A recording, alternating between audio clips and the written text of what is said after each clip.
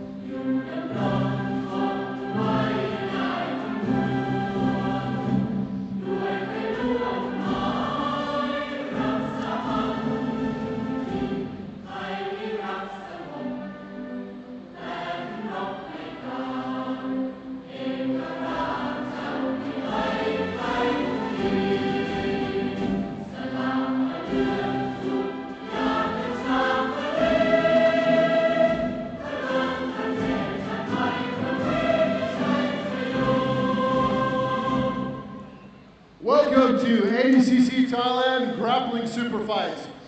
Guys, we're super happy that you could all be here. We're going to start the main card very soon. I want to take a minute to thank our sponsors and our fighters for being here.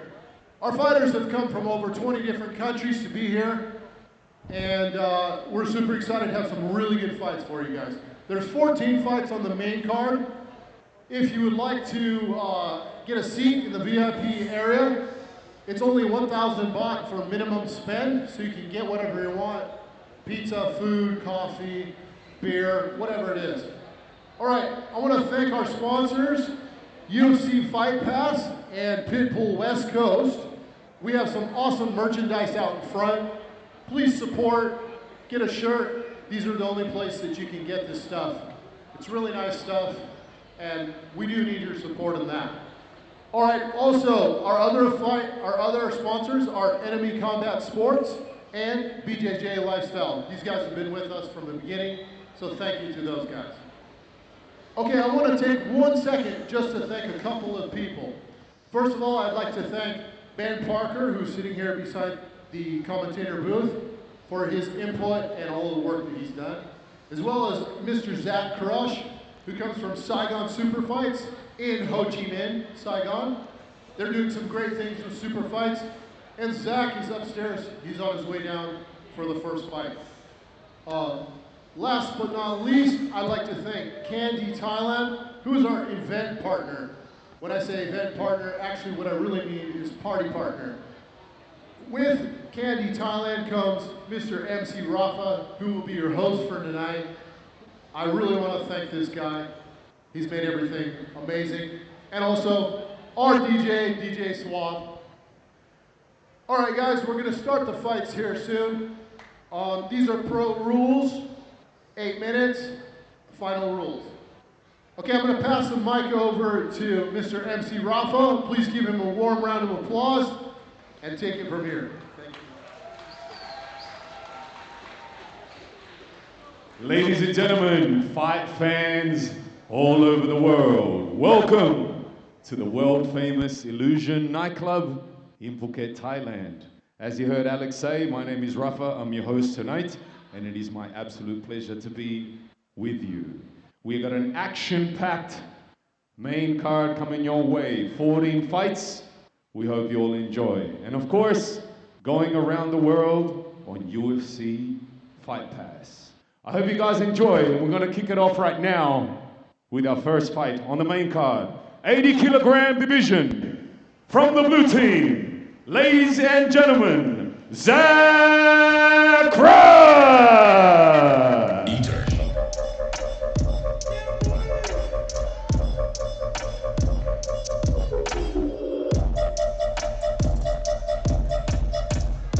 Zach Crush out of the US with a division. And from the red team, Leonardo Souza.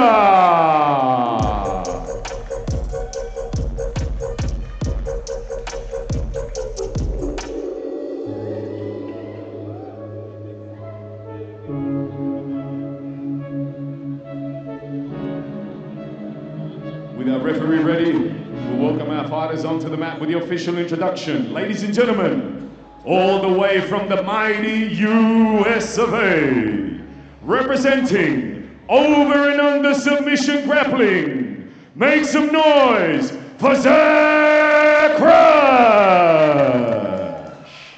Zach Crush.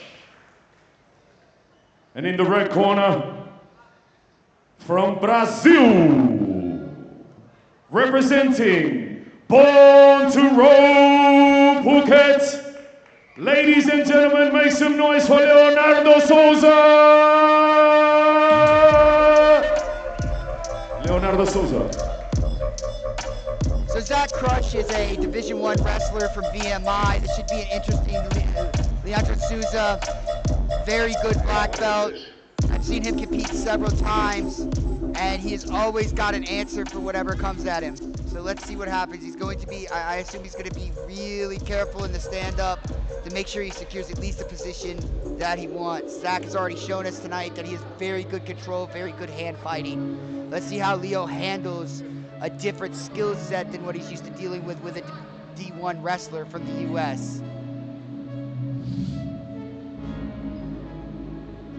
Zach is out of Vietnam, is now based out of Vietnam, where he runs Saigon Super Fights, which is gaining traction and creating a really big buzz in the Southeast. Oh, Leo immediately with the guard pull, looking for the leg lock.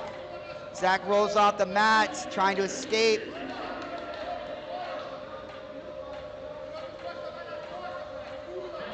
It's Leo going quickly to his bread and butter, knowing that the takedown is possible, wanting to control the situation.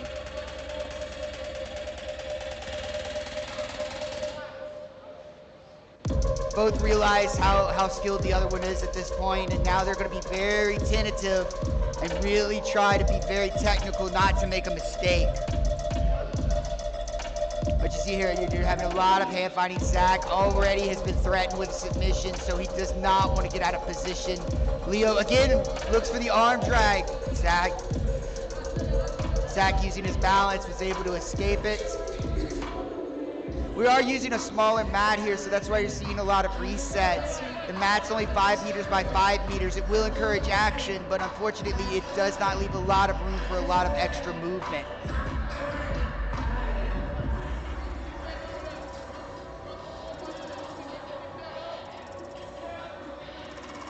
Go, hand positioning so important here. Zach does not want to be controlled. Leo knows what Zach's looking for now.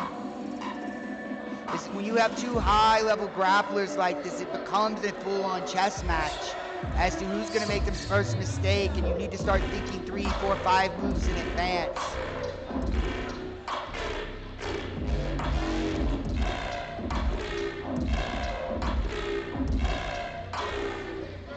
Again, looking again for that arm drag into the single leg.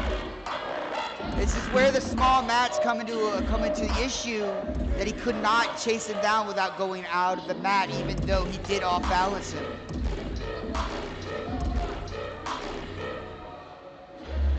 Zach working a little more tentatively. Look, Leo goes for it again. Knee bar, passing it over, looking. Got kind of a splatto. He's gonna look for the heel hook here. He's trying to get clear that knee. There it is. That's the heel hook, that's it. There you go.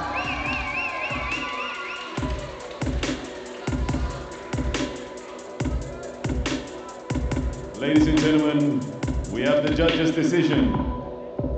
Winner by submission, heel hook from Brazil, and representing the red team, Leonardo Souza.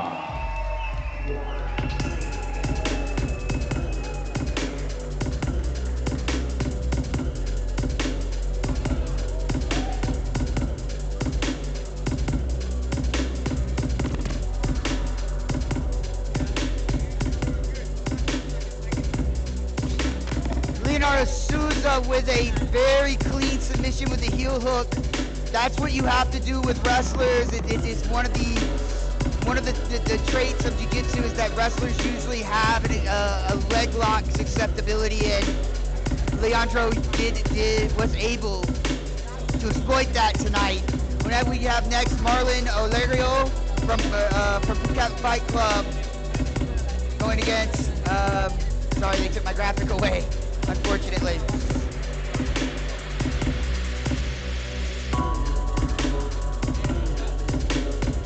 Again, welcome to Illusions Nightclub in beautiful Patong Beach, Phuket. For our first edition of ADCC Super Fights Thailand, brought to you by Candy Thailand and Illusions Nightclub and Pitbull West for our Coast. second fight of the main card tonight, we are going to the 87.9 kilogram division.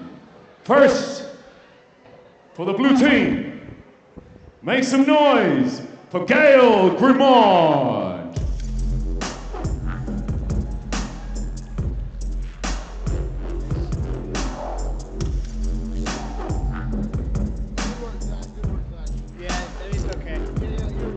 I just gotta work on legs, man. It got tough. Huh? Yeah. Yeah, it was nice. Hey, thank you.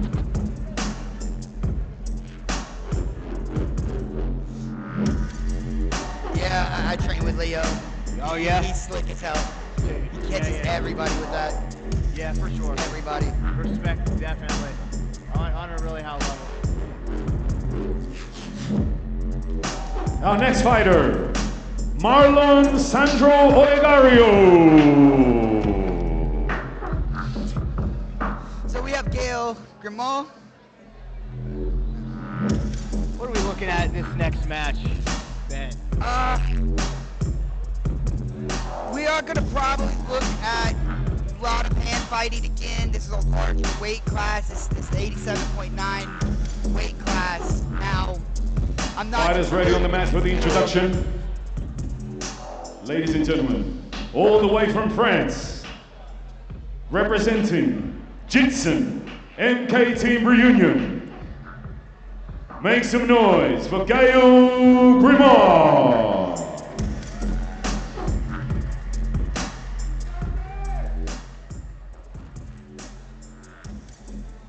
And from Brazil, representing GF Team and Phuket Fight Club, make some noise for Marlon Sandro Olegario. So with the representation with GF Team, we are going to see possibly some more footlocks, as it is that Oswaldo Bada jiu-jitsu style. Yeah. Yeah, so definitely going to get a lot of leg locks, leg entanglements in this match we expect. Let's see how we take this off. Here we go, both on their feet in this 8-minute match. And again, hand fighting, hand positioning is so important at the beginning of a match. Yeah, very careful. He looks like he faked a shot right there. I think he's looking to just check his responses. Gail being quite reactive here in this exchange. Oh, thanks. Still looking to get some hand fighting in here. Marlon Sandro looking to get hand position, more aggressive here, pushing his opponent. So what are we looking for in hand positioning in this situation? What would you be looking for as we see Gail go for a foot sweep? We're just looking for inside control and collar tie, strong position. Neither one has really got that so far. He's just going straight into a drag, an arm drag on that. While Gail is being quite defensive, just reacting to his opponent. Off the mat. Now again, we are using a smaller than standard mat here. It's about 5 meters by 5 meters. How did that affect you, and how do you feel it affects the combatants? Yeah, I mean, it doesn't take much to get to the edge of the mat. So when you're on your feet, when you're wrestling, you're doing those takedown attempts. You really want to be sure that to be in the middle, of the mat. So what is regulation size? I think regulation size is 8x8. It might be 10x10. I think it depends on the level of competition, if it's a regional tournament or if it's a qualifier or if it's the ADCC championships. Yeah. Another scramble off the mat. Yeah. Three over close on the blue corner. Still 0-0. We got another minute and 43 seconds to points. I'm looking at that. Yeah. They're fixing it. So that is the thing that people with ADCC, if you're not familiar with the ADCC rule set, ADCC does not score points for the first half of a match, and in this case, we're using all 8-minute matches. So the first four minutes of the match are point-free to encourage action and submissions. After the 4-minute mark, the competitors will be told points, and then points will be active and awarded based on positions and control. Yeah, a lot of times those first 4 minutes is just used to understand and feel your opponent and kind of see what his weaknesses are so that you can attack once points start. That is one common approach. Another common approach is get a submission in the first 30 seconds. We've seen both here in this ADCC Super Fights tonight. It attempted a throw by there by Marlon. Went for the leg. Good defense. Good defense there. Gale is being extremely defensive here. Is there an opening you're seeing that maybe he does it to attack Marlon? I think he just needs to get better head control, inside ties, and looking for those underhooks. He needs to push forward because he's backing up maybe a little too much, but you're seeing a little bit of aggression right now from Gale. He needs to put his hand on the back of the neck, not just the back of the head. But he needs to keep his hands up. He's bringing his hands up and bringing them back down. And now points are active. So does this change Gale's strategy? We'll see. We'll see who's better at takedowns. If we can get, he's got an overhook. The deep overhook guy, he lost it going. I looked like he was going for like a side type foot sweep there.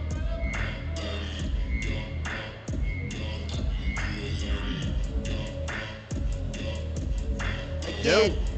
No signs of anyone pulling guard in this match. No. But wow. He's off the mat. He's off the mat, unfortunately. Wow, we've got another 3 minutes, 19 seconds left in this match. Hopefully we can see a little bit more action, some double legs and takedown attempts. Whoever gets this first takedown is likely will win the match. It looks like simply just a wrestling match. Now back going off the mat here in the blue corner. Unfortunately, again, we are dealing with a smaller than normal match situation here. Almost came and gave us a nice little greeting there. Yeah. And these are not small mammals. These are some good-sized boys here. Yeah, these guys 88 kilos, and they both look like they're nice and fit and trim. And it looks like they're definitely over 88 kilos today. Yeah, for sure. Maybe not last night. Not last night. Yeah. But that's part of the game itself, is how low can you go and still stay safe and perform. Exactly. And these day before weigh-ins make it really easy to gain 4 or 5 kilos after a tough weight cut. Yeah. You see, oh, wow. He went for that outside trip. Just slid off the mat with it. Let's go, another 2 minutes left in this match. Gale needs to... I'm surprised nothing has been awarded for past, no warnings have been given for lack of action yet. Yeah, we're seeing a little bit more action out of Gale. Trying to go for that high single leg. Marlon's been the aggressor most of the match, but as you said, in the last 2 minutes, Gale has started to come on. Maybe sensing something in Marlon's grip. Maybe he feels like he's slowing down a little bit, because Marlon looks a lot bigger than the 88 kilos. I remember I heard yesterday during weigh-ins, he was already up 5 kilos within 20 minutes of weigh-ins. What? Yeah. 5 kilos. Yeah. How is that possible? I don't know. I saw him eating out of 2 or 3 different Tupperwares that weigh-ins as soon as he got off the scale. So he's probably he's obviously very, very educated on how to do this for his own body. For sure. Knows what his body can handle.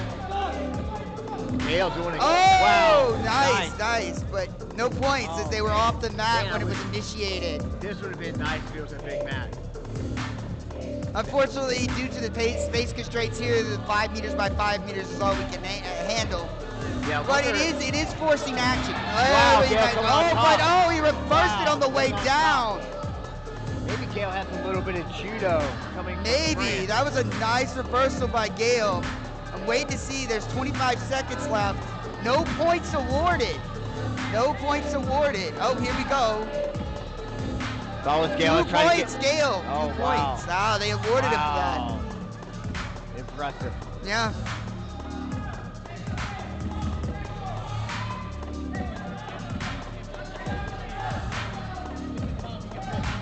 Marlon looking for this sweep. Wow. Time. Wow, what a match. What a match. Wait, yeah, okay. Yeah. Sorry folks, our clock here is behind the actual clock. Ladies and gentlemen, we have the judges' results. The winner by points from France, Gaël Brimo, blue team.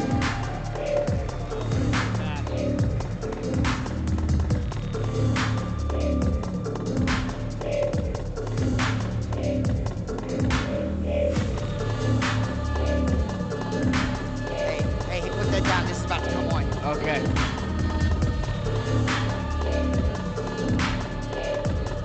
Wow. So we just saw very strategic match using what's been going on and it came down to a takedown reversal. What are your thoughts on it? I think Gale must have some kind of judo background. Remember, France is one of the best countries in the world for judo.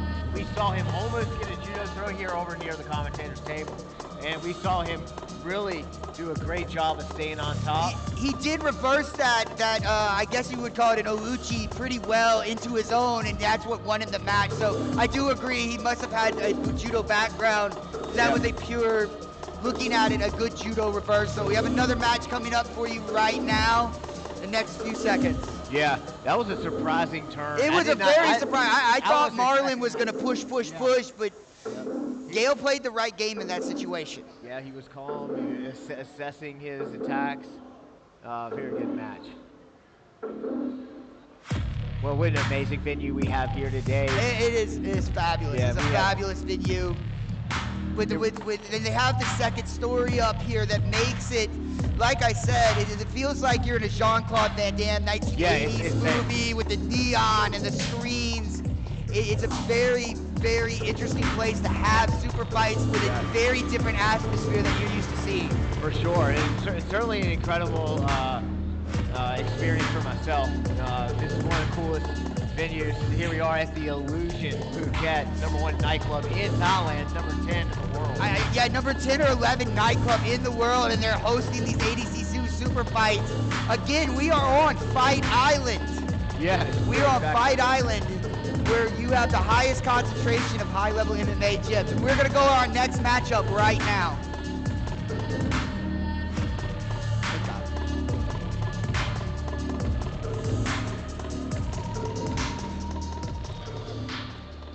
ADCC Grappling Super Fights in Thailand, proudly supported and sponsored by Candy.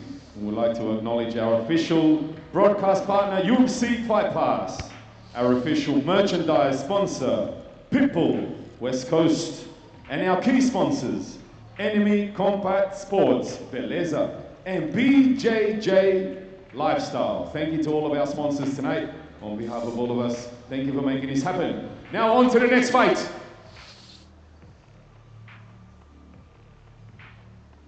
.9 kilogram division. From the blue team, Nikita Zinkowski.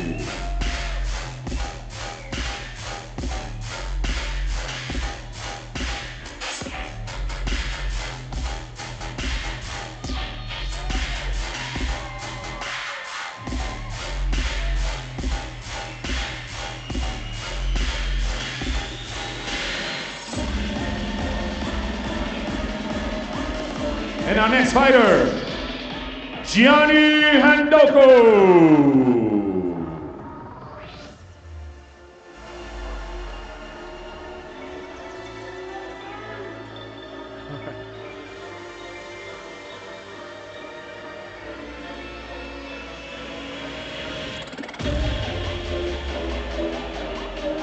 Introducing first, in the blue corner, representing the mighty Russia,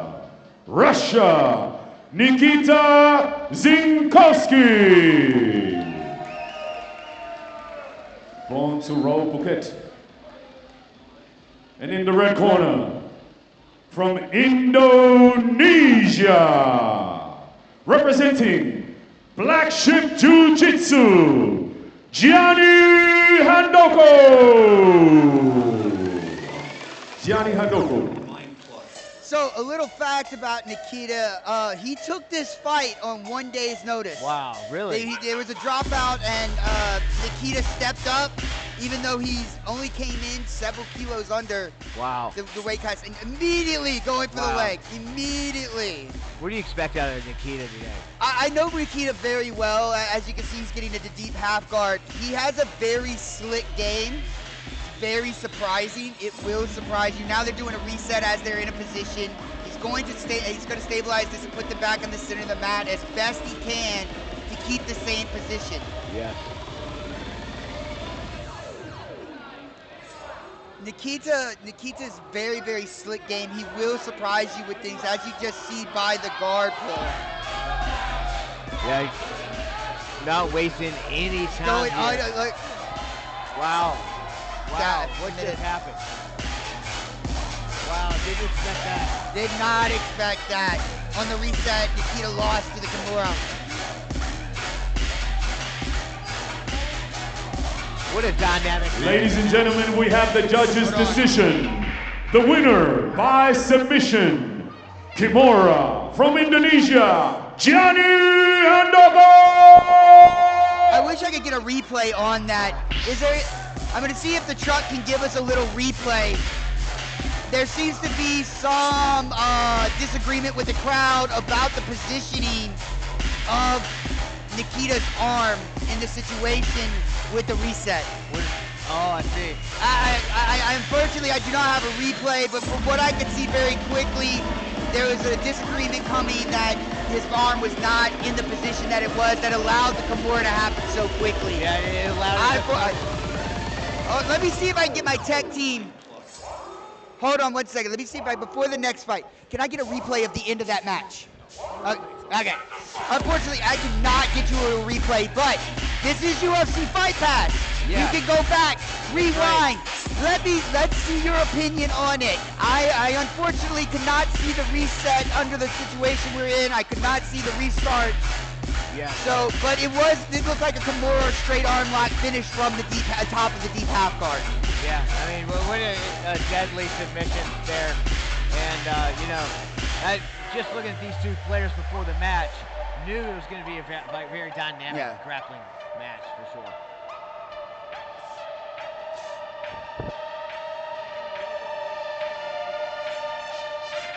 Coming up is our fourth match.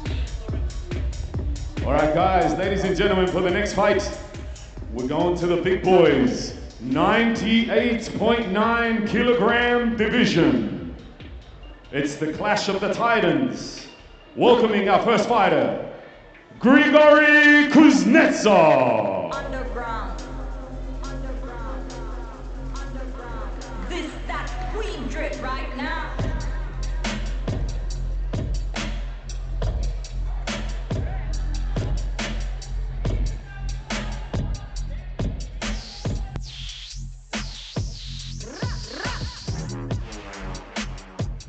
Introducing our next fighter, Daniel Larman. Get down to the ground. Everybody, get down to the ground now. Underground.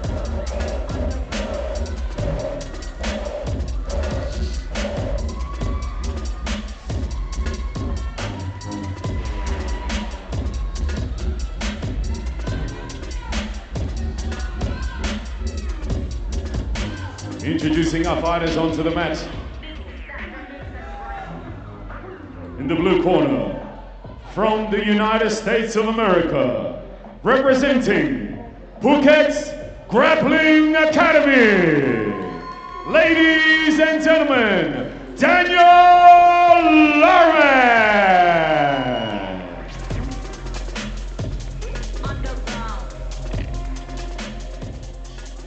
And in the red corner, representing Russia, from Woven Jiu-Jitsu, Grigory Kuznetsov. Grigory Kuznetsov. All right, people, get down to the ground. This that queen. Wow. Get down to Daniel the ground. Larman, 20 years experience in grappling, 10 in wrestling and 10 in jiu-jitsu over the last 10 years. This guy's a tough wrestler. Yeah, I remember, I think Daniel wrestled either very high, very collegiately, or very close to it. Yes. He has won some ADCC submission grappling medals out here, so he is very familiar with the rule set. As you look at that throw by. Yeah. And Grigory is a Greco-style wrestler from Russia, very tough on his feet. Do not care for who will throw you. He's this guy competes. Double leg, very easy. Already past the side control into the front headlock position. Looks like he's working on. Oh. Looking for the guillotine. Gory back into the turtle position, front headlock. Looks like he's trying to set up maybe a half Nelson here. No. Looks. He's looking for that guillotine again. He's trying to. There it is. There it is. Rolled through. Oh, now back on up her to the feet. Not worried about points at all in this match Again, right here. there's still almost 3 minutes with no points that are allowed to be scored, so they can go and take risks that they wouldn't normally take in other competitions. Yeah. Nice throw by to a takedown. Very nice. Now he's got a head and arm, putting pressure. He's using that opposite leg. He's trying to open the half guard right now, but Grigori did have a lockdown position, and now he's passed over to side control. Now Grigori goes straight to turtle position, as his wrestling background would determine. Yep. Now maybe he's looking for another guillotine here situation. There it is. Oh. There it is. Oh. Oh, he advanced it. Now we're back on our feet with. So if you were Daniel, you've gone for the guillotine 2 or 3 times. What would you do differently to maybe secure it, or where would you go from there? If I was Daniel. If you were Daniel. I would probably look for an anaconda or another head and arm choke. I would agree. Another attempt at a throw by, and Grigori kind of arm drags down into a half guard position. Daniel applying that's a lot of pressure. I'm looking at Grigori's face now, and he's not in a comfortable position. Yeah, that is tough for Grigori. Daniel trying to head to north-south, but Grigori then again got back to the turtle position. Now just slowly. Oh, now he's got another chin Looks strap like he was trying to fake him out by making an attempt to the back, and then Grigori trying to belly down. Daniel goes again for that guillotine, back to the feet. Now we're just 1 minute 15 seconds from points in this match. Hand fighting Grigori, trying to get that head and arms. He loves those Greco-Roman style throws. Again, the small mat comes into play now for a full reset. Both guys are respecting each other's skills. Overhook just kind of bulls him off the mat at that point. Grigori gets that overhook, and that's where he sets up those throws. Oh, another throw by Grigori ends up on his back again, and Daniel's gonna look to pass here. He's already got his knee free of the half guard. All he needs to get it free is that foot. Holding on to that foot for dear life. Grigori on the bottom. Daniel using his over-under control to apply pressure. Daniel looking at the clock to see probably right when he was going to make this pass so he can get on the scoreboard. The smart move here would be with about 10 to 12 seconds left before points to wait and make the pass and get his points. He's looking at the clock right now. 5 seconds left. until points. And now we're going to have points available. Yep, and now. So now he's going to look to pass, and there you go. He's going to have to stabilize. Grigori going, just trying to bull himself out. Getting the turtle, which does not allow Daniel to score on him. Impressive back to Grigori. Again with the guillotine. Grigori just rolls through.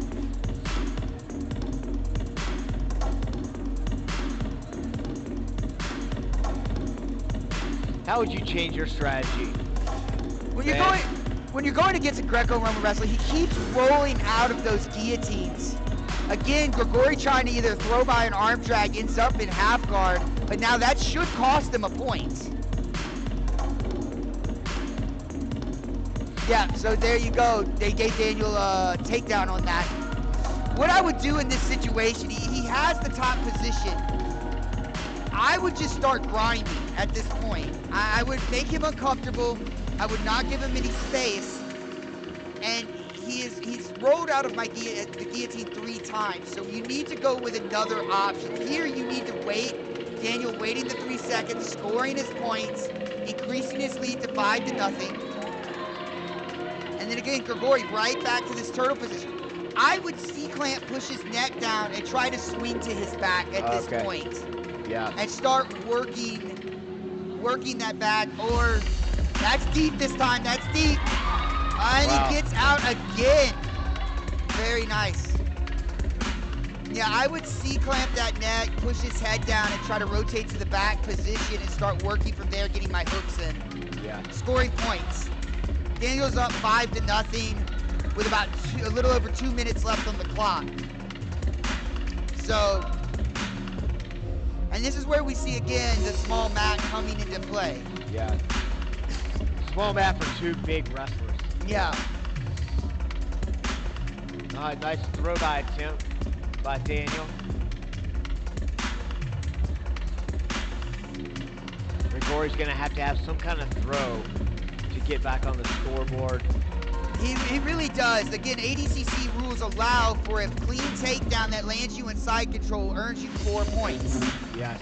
So, he could get right back into this match with a good solid foot. Daniel faking like he's gonna jump. Nice front headlock. Now this is Grigori's, this is where he's got his bread and butter as a Greco-Roman wrestler, wouldn't you agree? Yeah, absolutely. And he's got that. Oh, he went for probably an anaconda choke there, or at least a submit mixer or something like that. Yeah, now he's in fighting a front headlock. With just over a minute to go left in the match, it's do or die situation for Grigori. Yeah. Daniel again looking at, and he immediately bellies out. I think Daniel's gonna keep going for that guillotine as long as Grigori gives him that turtle position. Grigori doing a good job of just rolling out of these. Basically just hitting a gator roll, barrel roll to keep his neck. And again, Grigori, the way he's built, it's going to be hard to get that choke in. There, now you see, C-clamp on the neck, go spin to the back, going back to that front headlock position. Daniel not giving up on that submission. In 20 seconds left, he's still going strong. He wants this finish. And there he goes again. Now, he almost mounted him with it that time. 10 seconds left in the match. Grigori's got to do something. He needs a Hail Mary. He needs like a flying armbar or something. 2, 1. That's time. That's time. What a match. Yeah, it's a very good match. Daniel constantly threatening Grigori with great submission defense. Again, it comes down to points. Ladies and gentlemen, we have the judges' decision, and the winner by points from the US of A, Daniel Larman.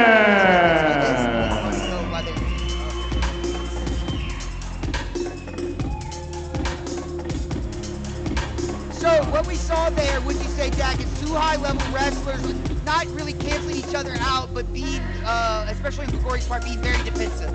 Yeah, I mean, we got 2 wrestlers from 2 countries that are very good at wrestling. Grigori, Greco-Roman. Daniel's a good folk-style wrestler. Yeah, folk-style wrestler, and really put the pressure on the entire match, get into that front headlock, really going for that front headlock to guillotine. I was really wanted to see some more head and arm chokes out of Daniel. I think he could have finished it there, but he kept relentlessly going over there, but still dominated the match. Yeah. It was obviously no question. Yeah. Coming away with a 5-0 victory. Yeah, it was a solid victory. He was attempting submissions the whole time.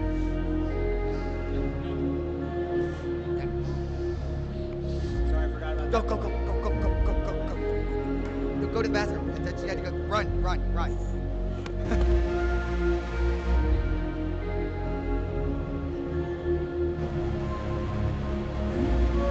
Again, we are here at Illusions Nightclub in beautiful Patong Beach in gorgeous Phuket, Thailand for ADCC Super Fights, emanating from Illusion Nightclub, the number 11 nightclub in the world, sponsored by Pitbull West Coast and Candy, Thailand.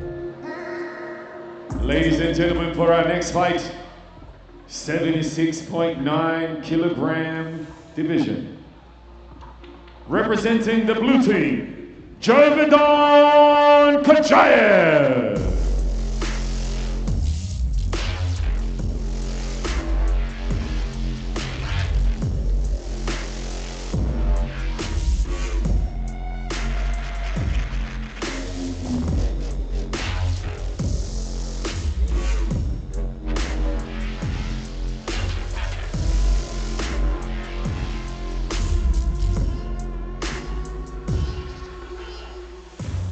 And from the red team, Leonard Cassotti.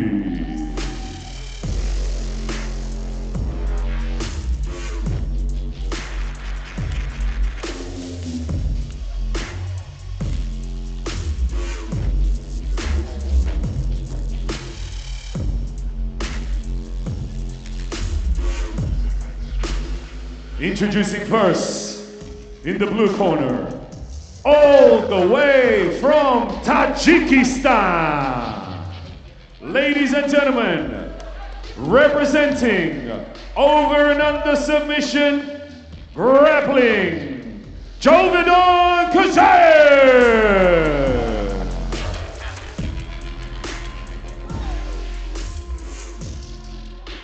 And in the red corner, from Brazil, and representing Phuket Fight Club, his name is Leonard Cassotti. Leonard Cassotti.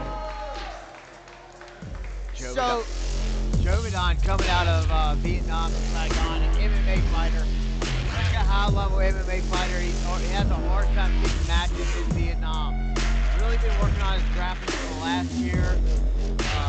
Does an incredible job. Really looking forward to it. Yeah. Now I can't hear anything. I can hear you. Okay, turn yours back up. Yeah. Okay. Better? I can't hear anything. You can't hear anything? No. We're having some technical problems. Get him. Test.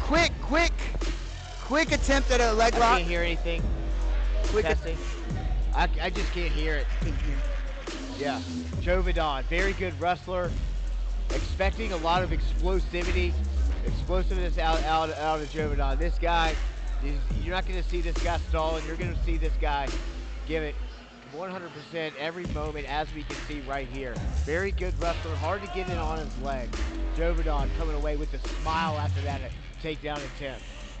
Leonard is already gone for a leg lock.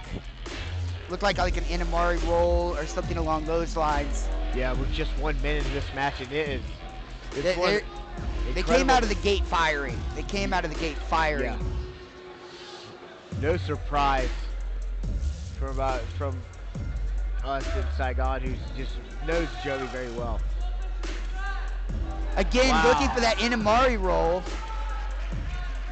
Joey keeping his distance, doesn't want to get caught in his guard, going in for that single leg. Now back up to her feet. Good pull, good escape from the single leg in that situation. Again, back to hand fighting. They're trying to, they're looking to finish here. Leonardo's looking to finish. He must have something with that Inamari roll. He hits a lot in training that makes it part of his, Oh, baiting him with that left leg. he wants him to take him down almost. Yeah, we'll see. And again, they still have 2 minutes until points are available, so you can take risks now and not. Jovi trying to get that front headlock. Leonardo's able to keep his head up now. Jovi's keeping it, if you notice, Jovi's starting to keep his hips for a little bit further back after those 2 Inamari roll attempts. Yeah. Oh, Jovi going for the underhook, studying him. It's almost like a capoeira style of movement. Interesting moves that we see from Leonardo right now. Very fluid. He's very fluid with how he's moving around the mat. Again, maybe influenced a little capoeira, a little dancing. I'm not exactly sure, but it's a very fluid motion. Just over a minute to points in this match. Jovi looking for that, for a sweep.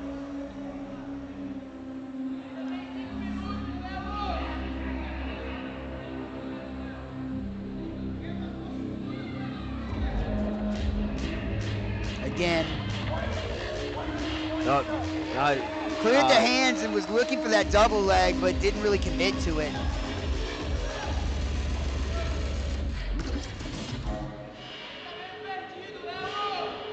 Doing a lot of hand fighting right now.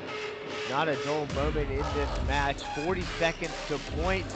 Jovidon going for... What would you be looking to do? Knowing that Leonardo has gone for that Inamari roll several times, yeah, what would you be looking to do to cap? There he goes again, trying to invert. And this time Jovan dives into his half guard to keep him from coming back up. Yeah, I would probably do something similar to what Jovidon did. You know, I mean, very quick on that Inamari roll. I would try to stabilize him, get in that half guard situation, and you start climbing up to get a head and arm. That looks like what Jovi's doing right now. So look, Leonardo again loses a point for pulling guard under ADCC rules, and now points are available for both fighters. Jovidon, oh, he went for that knee shield, looking for that knee bar. Now they're back into half guard position. He's gonna clear that arm. Jovidon's got an underhook, got a double underhook it looks like here. Got double underhooks in half guard.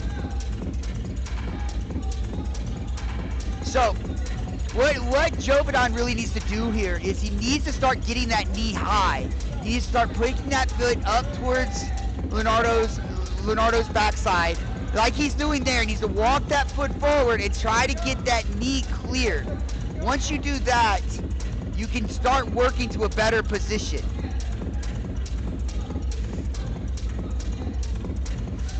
What Leonardo's doing here is elevating the hips, trying to get under Jovidon. Try to look for a sweep. With Leonardo working that lockdown. It's not really a lockdown position. Now it's become like an outside lockdown position using that top leg under the ankle, but it's not really what I would consider a lockdown position as the triangle isn't inverted. But he's looking to sweep with it. Now he's more in a traditional like half guard. It looks like he's going for maybe a deep half guard here or an electric chair sweep. He's looking maybe an arm bar. And again, you can score points here, and Leonardo is down for a pulling guard. He is down -1 points. So he needs to score here. He needs to get a score, and he also is going to need a submission in the next 2 minutes if he wants to win this match. Now, Jovidon looks like he is just holding position, knowing he's up. He has to watch it because the referee will warn him for passivity and to demand action. And he can lose points in that situation if he's not actively attacking.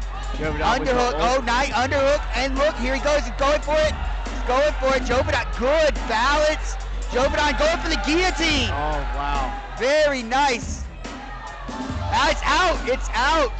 Now he just needs to stabilize. He can get points. On the ground. He can get points here. Jovidon trying to push that head so he can get out. Oh, wow.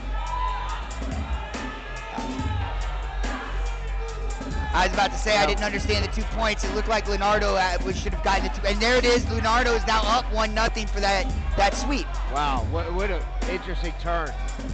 Now we've got 1 minute left. Jovidon has to score here. He has to get a takedown to at least to win this match. It's anyone's match. It is anyone's match. Leonardo's playing more defensive wrestling at this point. You notice he's using head control here. It's anyone's match. You get at least 2 points on a nice takedown. Exactly. And both these there he guys goes. He went for it. He went for it. He's got 38 seconds left. Jovidon needs to turn in on his wrestling and get this takedown. Oh! Attempted takedown, winning the turtle. Jovidon's back up, looking for that throw, looking for the double leg. Great defense. 24 seconds left in this, 17 seconds left in this match.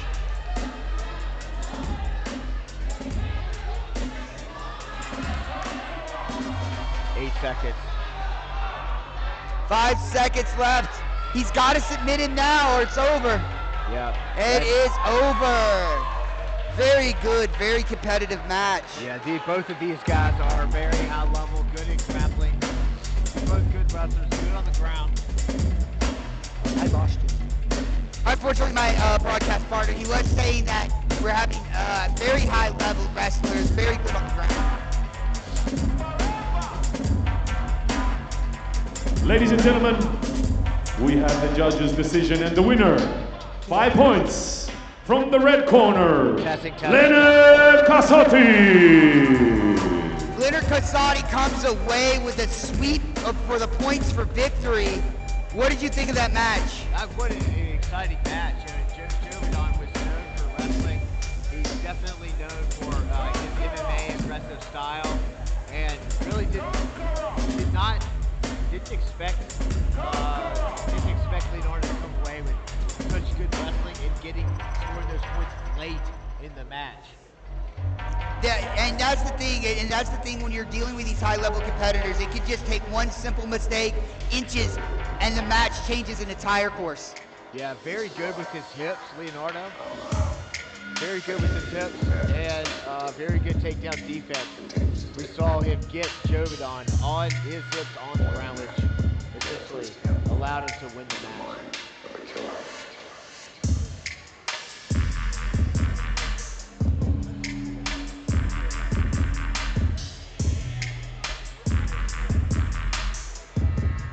Ladies and gentlemen, for our next fight, 65.9 kilogram weight division. Representing the blue team, Sebastian Lim.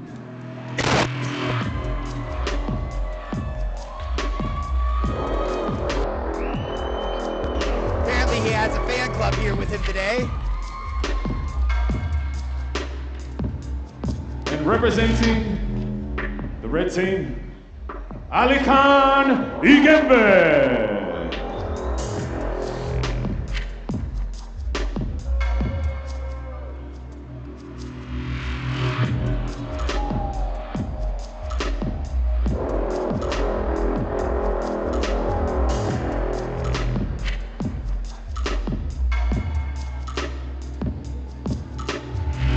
So we have Sebastian Lim from Singapore and Ali Khan from Kazakhstan. Introducing our two fighters. From Singapore, representing Jungle Martial Arts, ladies and gentlemen, Sebastian Lim. Lim. What do we expect out of this match, Ben? All the way from the mighty Kazakhstan, ladies and gentlemen, representing Adcc Kazakhstan, make some noise for Ali Khan Igembe. Igembe. I think we're going to see a more traditional wrestler versus leg locker battle here. We'll see how this unfolds.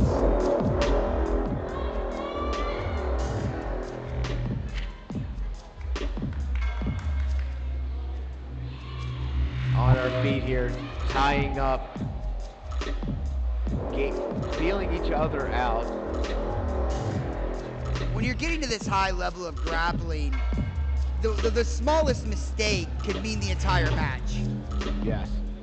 So you see athletes that aren't familiar with each other with an extended feeling out process if they just don't go for broke from the beginning. Yes.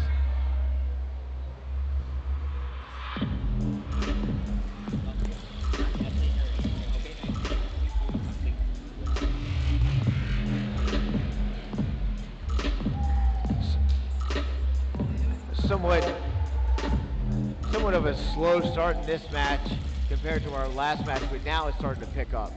Just 40 seconds into the match. You can tell they respect each other's strengths and weaknesses here. You can tell that they do not want to be the first to make a mistake.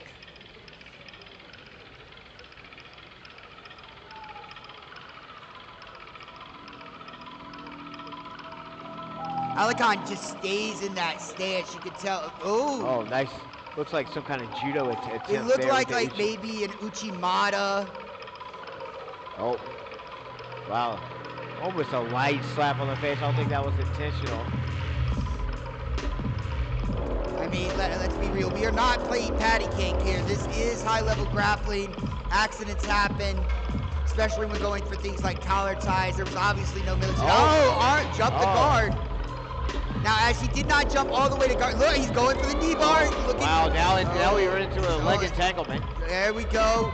Looks like Sebastian's got 50-50 looking for that heel hook, trying to dig in. Alicon has now tried to stop. They roll off the mat, still in the entanglement. We're gonna let them go until they must stop. Now that they've separated, they're gonna start him back in a neutral position. Nice little leg entanglement there, going out of bounds. And because he went for the submission pretty quickly, there are no points. Referee's going to go consult something with the judges. There's a -1 on the scoreboard. As Sebastian did pull guard. In ADCC, if you pull guard from the beginning of the match, you do lose a point unless you immediately go for a submission, and he did not do that. And then there's the takedown. There is the takedown off the restart. So if you're Alicon, what is your strategy here, knowing he's already gone for your leg? Yeah, you mean if I was on bottom? You were top. If you were on top. I would just work. I would get the head and arm and start working and try to pass either to side control or preferably mounts. But I would try to stabilize with a nice head and arm so that he could prevent him from doing those attacks. He's got an overhook on the, well, he lost the overhook in the near side. He doesn't really have much control over the upper body. Sebastian doing his best to keep space, try to get his knees in between. Looking for the knee shield there. He's in the knee shield position now. Alicon recognizes that. Alicon recognizes that. And is trying to kill that second leg.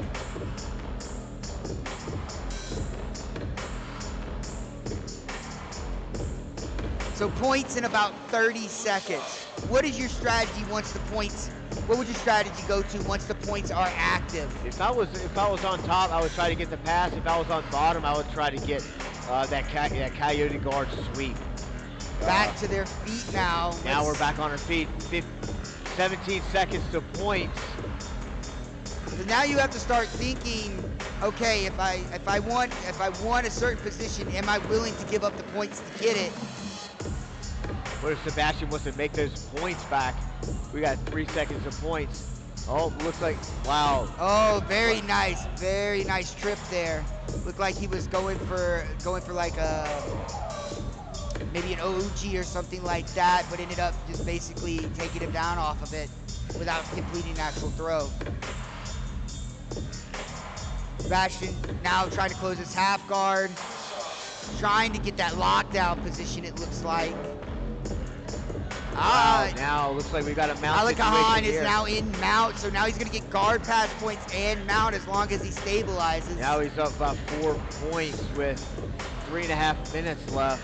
And he's in full mount. I'm waiting for them to assign the points for mount.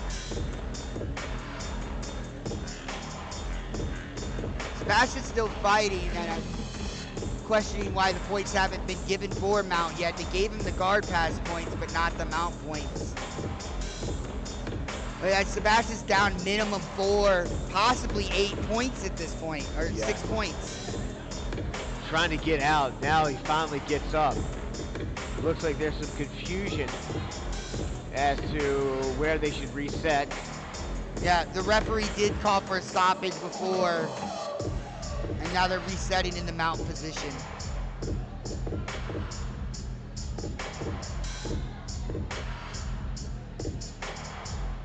Trying to get his head and arm, his elbow above Sebastian's head. Looking for an armbar. He's gonna belly it down. He's gonna pull him over. There it is. Sebastian trying to tap. It's very clean in that. Wow. Very clean. Wow, incredible. What a performance. Very good performance. Yeah, very technical. Ladies and gentlemen, we have the judges' decision. The winner by submission from the blue team, Igembe!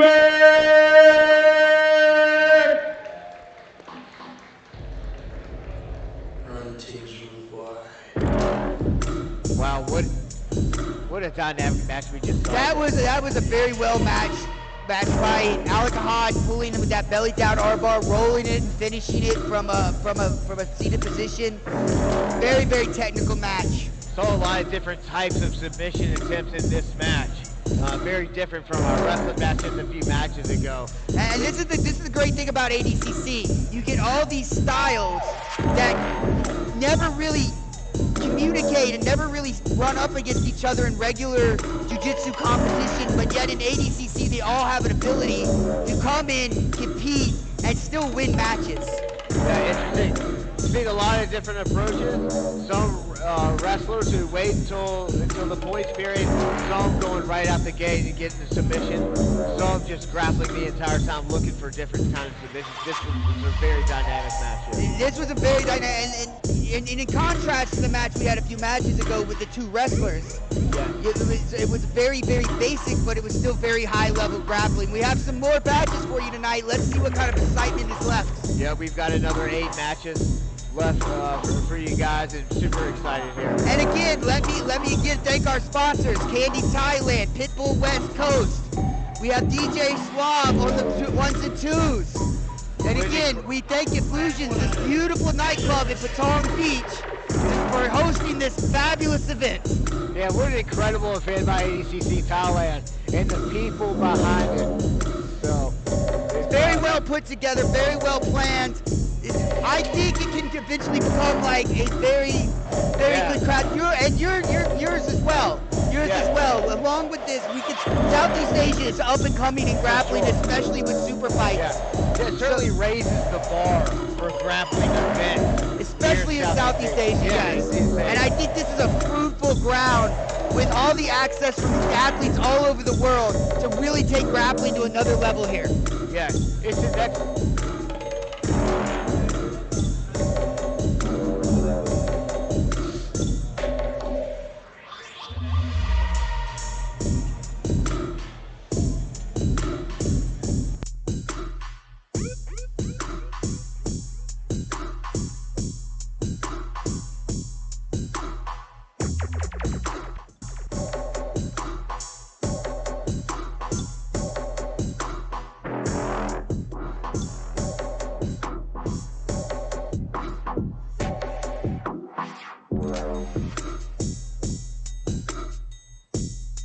Now, DJ Rafa is going to take it back over. I still can't hear anything. Ladies and gentlemen, ADCC Thailand Grappling Super Fights. For our next fight, 87.9 kilograms.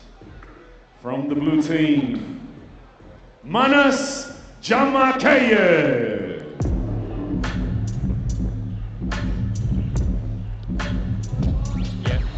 Check 1 2. Check Yeah, 1 2. yeah, It's yeah. good. It's good. Okay. Yeah, okay. Before you, sometimes you close it, but yeah, you pay. And from the red team, Randolph Jaja.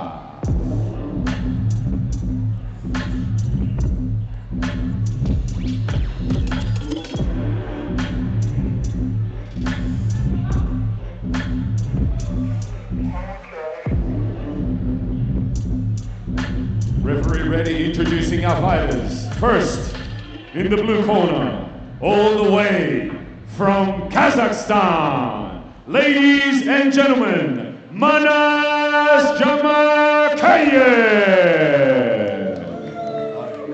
Jamakayev. And in the red corner, from Indonesia,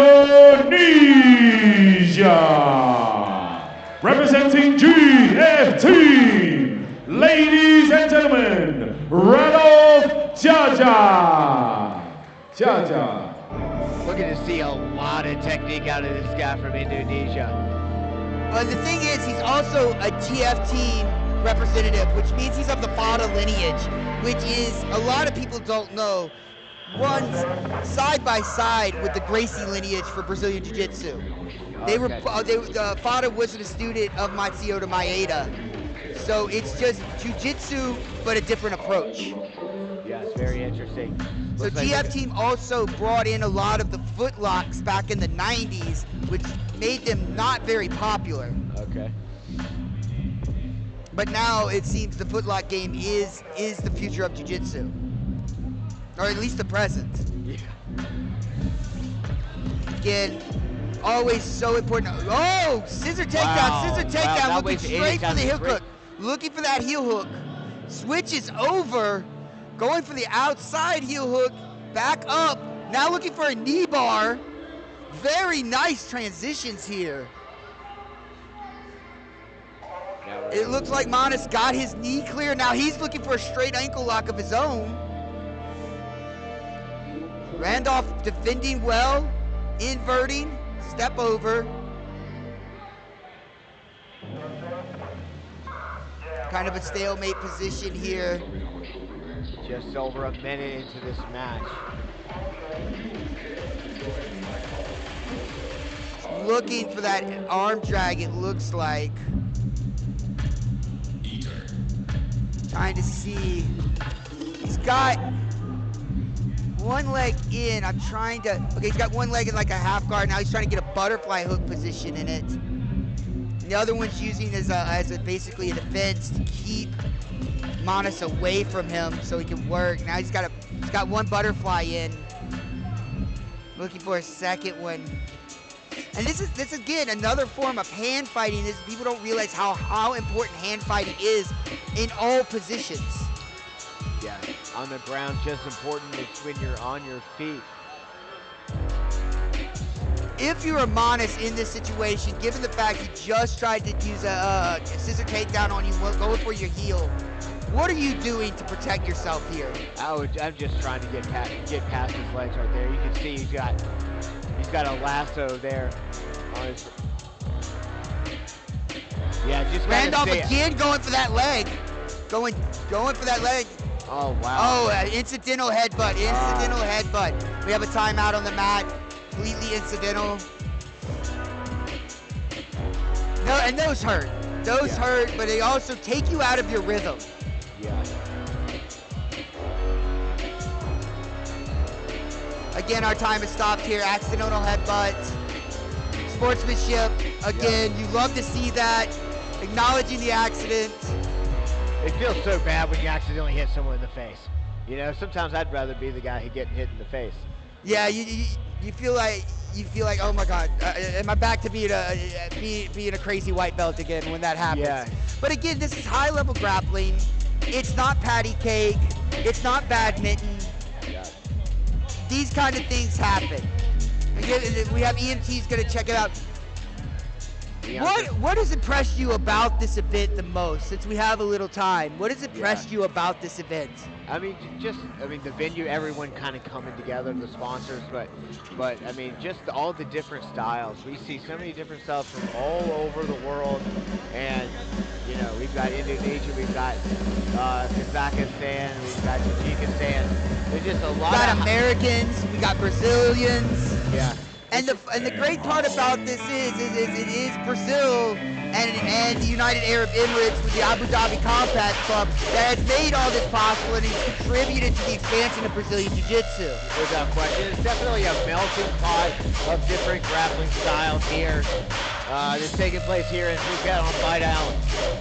Man, we are, again, let's not forget where we are. We are in the beautiful island of Phuket. Tropical paradise, Fight Island, probably more high-level gyms on this island than most any country in the world. Yeah, I can't think of a place with more dense with MMA, Muay Thai, fighters, grapplers. I mean, can you?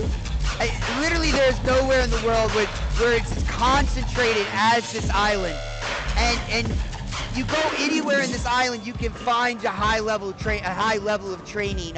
This is a destination for UFC champions. This is a destination for just your average person trying to get their fitness level up, or just that just enjoys training and wants to have a vacation on top of it. Yeah, a lot of people just come here just completely change their lives and dedicate their lives to martial arts and just really turn everything around. A lot of different martial artists here.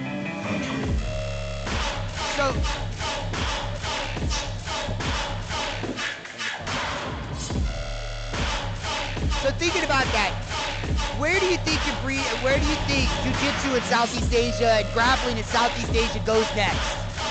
You think Vietnam is the next Phuket, possibly? I think Vietnam is certainly up and coming, and it's expanding very fast. And the good thing about Vietnam is that the locals and the expats really work well together. Okay, guys, they have apologized. It looks like they're gonna have to stop this match. Ladies and gentlemen, we have a decision due to medical stoppage. The winner from the blue team, Manas Jamakaya.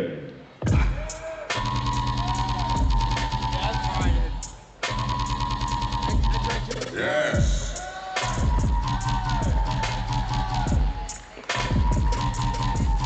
Eater.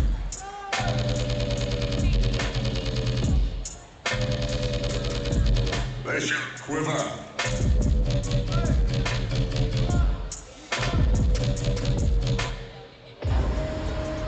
Unfortunately, the match had to be stopped due to a medical issue with that incidental headbutt, and Manas was ahead because his opponent had -1 points. You hate to see that with all the preparation that goes into one of these matches, but it is a fact of our sport that sometimes accidents happen, and we have to just keep going on with our night.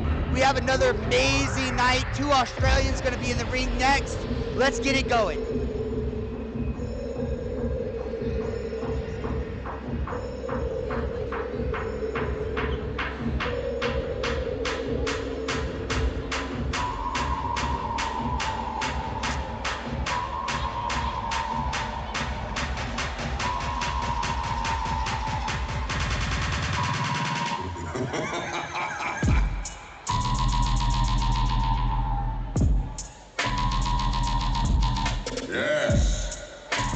Ladies and gentlemen, for our following fight, we have an all-Australian affair. 65.9 kilogram division.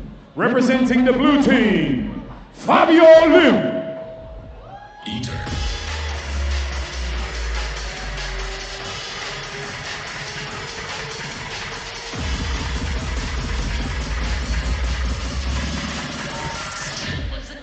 And representing the red team, Josh Stolten.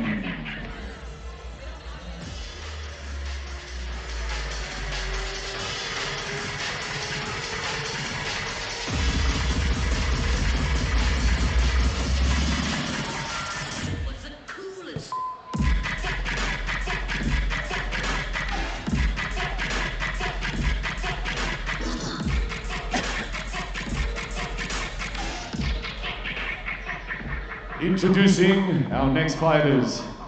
Like I said, both fighters from the land down under. Australia in the blue corner, representing Tempo Jiu-Jitsu, Fabio Lee.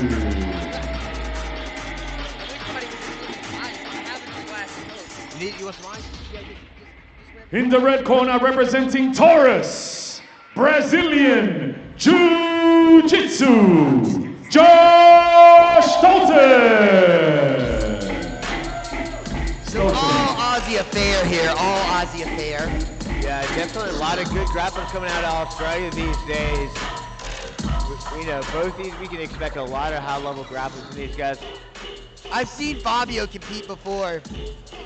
I think I've seen Josh as well. It should be pretty interesting.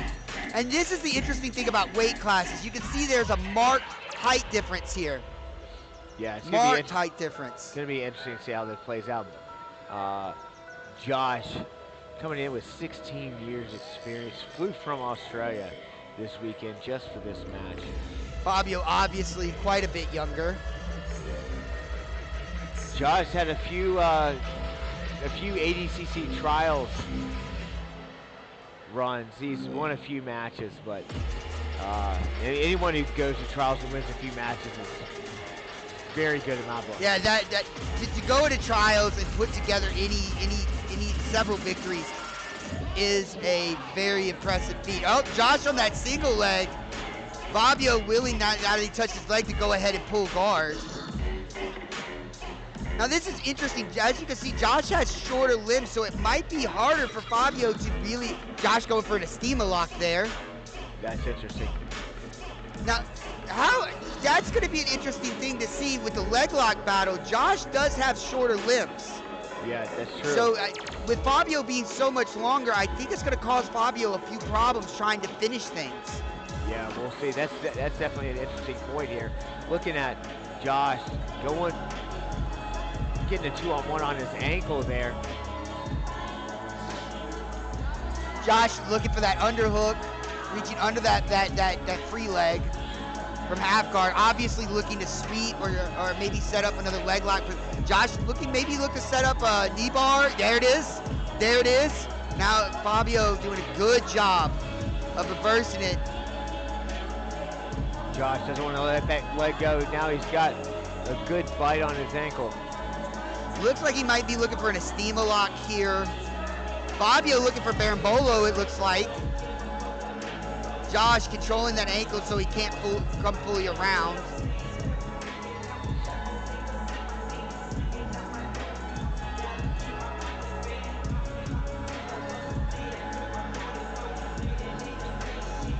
Fabio again going for that knee bar, Doesn't have a real good control of that leg. Fabio looking to take the back here.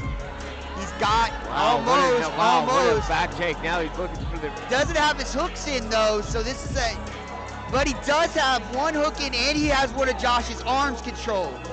Or he did. He's got one hook in, and what people don't realize, this is a very tight back take position.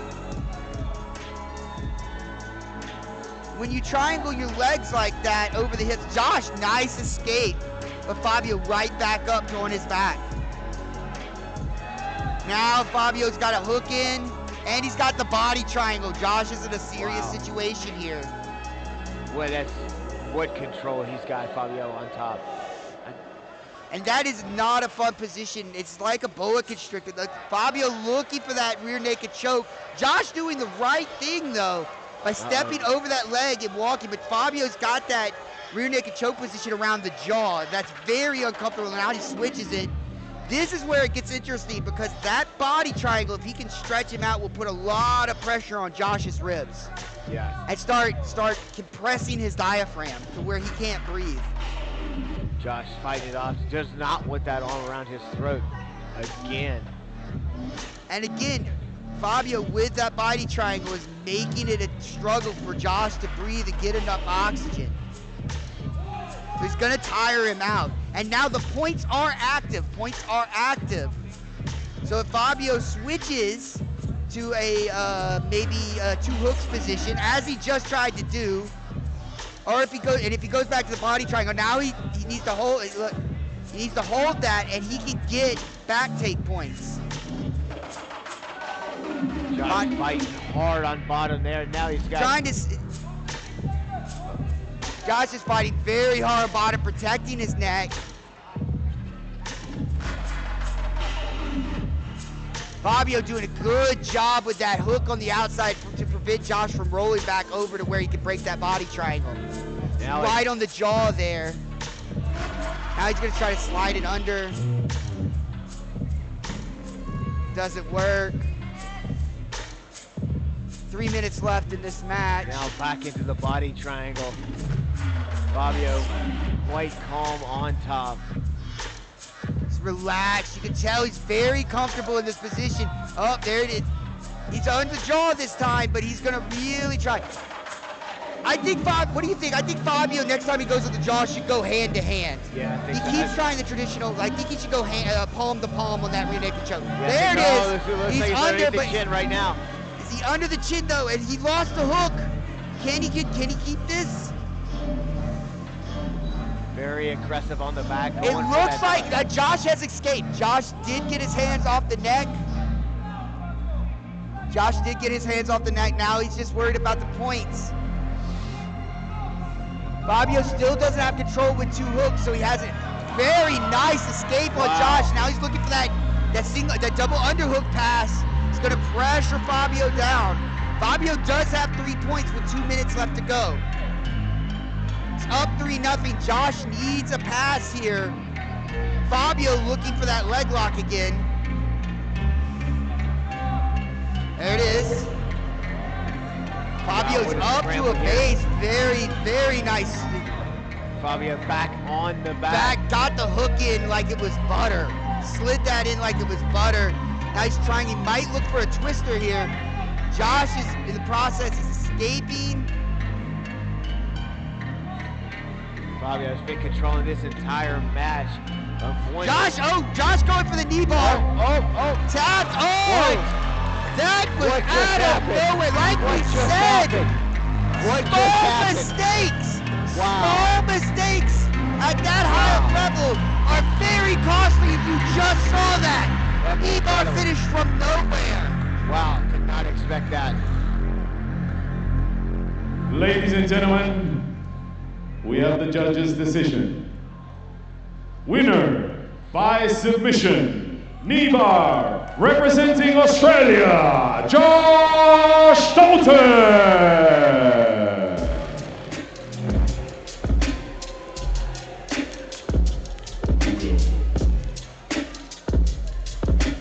Well, man, I tell you what, I did not expect that ending. Fabio dominated the entire match. That tells you how good of a grappler Josh Dalton is. He saw an opportunity for 1 split second in a bad position in a scramble to catch that knee bar and finish that match that he was about to lose. Yeah, he took it. Only 80 seconds left. He was down on points, and he knew he had to get a submission. Just saw the opportunity, just like he said, and took advantage of that. That is a very high fight IQ right there, to notice that position and be able to capitalize on it. Hopefully our next match is just as exciting. Yeah, for sure.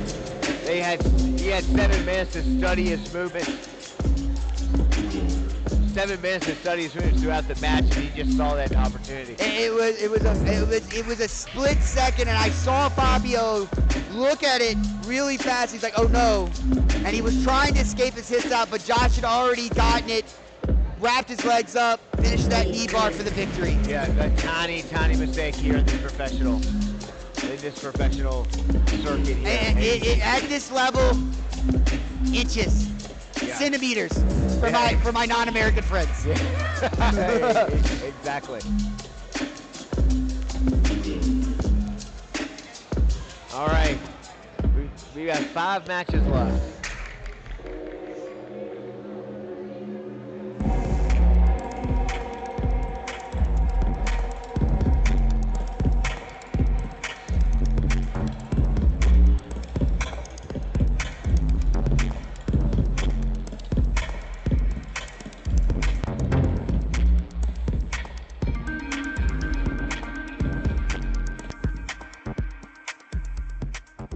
Ladies and gentlemen, we are back with the next fight. 65.9 kilogram division. Representing the blue team, Tamefusa Kotaro.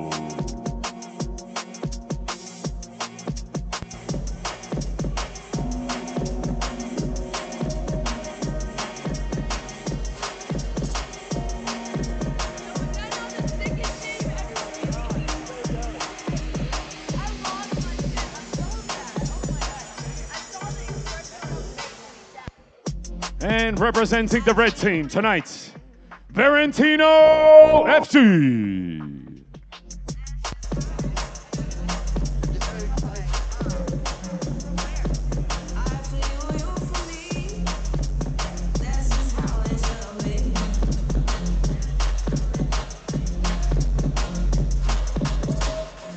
Check 1, 2. Okay, we're still good. Check. Okay, we're still good.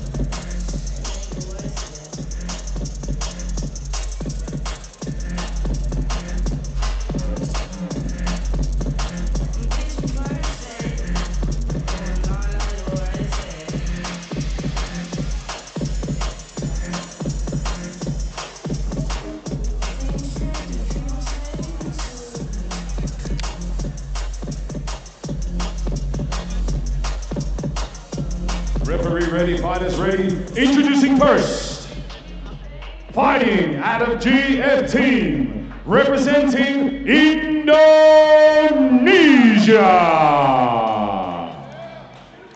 Valentino FC.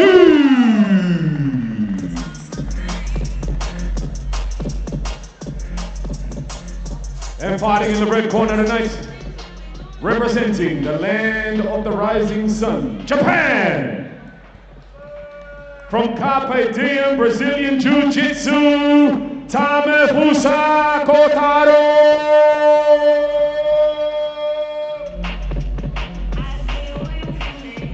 So we have another GF team representative here in Valentino. What are you looking for in this match? We'll see. We'll see. Maybe some. We'll see how. Looking for some good wrestling in this match. But we've seen a lot, really good performance out of our Indonesian grapplers so far in this show.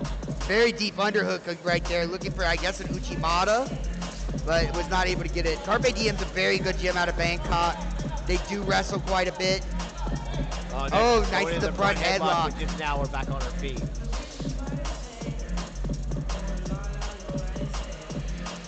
Both these grapplers respecting one another's style, but still, both grapplers have very good wrestling here.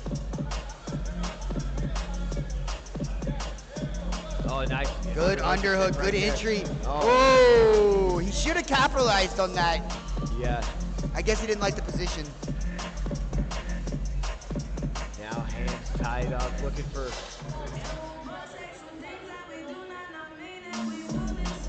One minute into the match, score is still 0-0. I have a feeling this is going to be a pretty dynamic match. What do you think, Ben? It could go either way. I do concede the potential for it to be very dynamic, but when you have two dynamic grapplers, they can kind of get gun shy because they don't want to be the one to make the mistake. Oh, wow, another throw. Establishing dominance here on the feet in this match. Just 90 seconds into the match, 2.5 minutes of points. Again, you could take those risks in ADCC for the first 4 minutes without really sacrificing any points. Nice arm drag attempt there.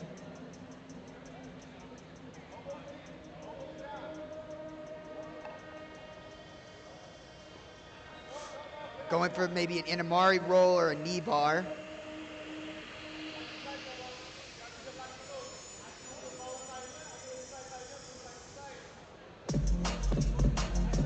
Nice underhook. Oh. Almost another throw right there we saw. What would you say is keeping him from going ahead and completing those throws? I noticed he's throwing from just one underhook. Yeah, Do you think he needs at least a wrist control there or a head control? I just don't think he's getting his hips in the right place. Just getting his hips close to his body to connect with the clean throw. Tamafusa looks like he might have a little bit of a judo background as well, Yeah, well, judging by those throws, no surprise or there. freestyle wrestling. No surprise there coming from Japan, the #1 judo country in the world by far. And Valentino is trying to bait him with a single leg, it looks like, lifting his leg up, hoping he'll grab it. And Tamafusa just keeps pushing him away when he does that.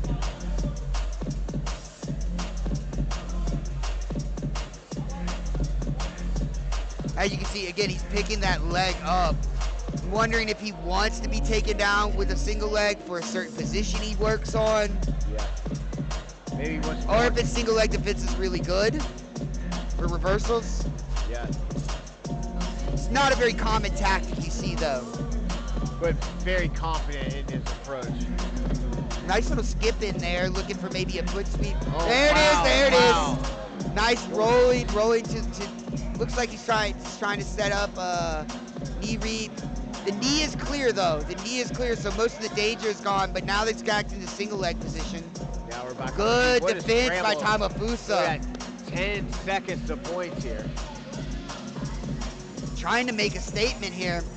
Just nodded, he must gotten some instructions from his corner about points coming in Looks now. like points right now. Points are now, wait for the throw, and he takes his back after he loses position, but he,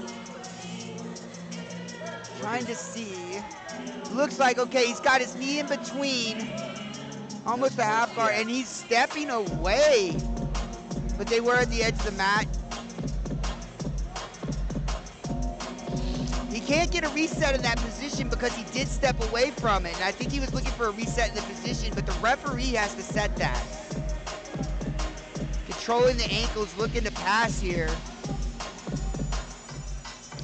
And now Tamafusa is up by 2 points with 3:20 left to go in the match.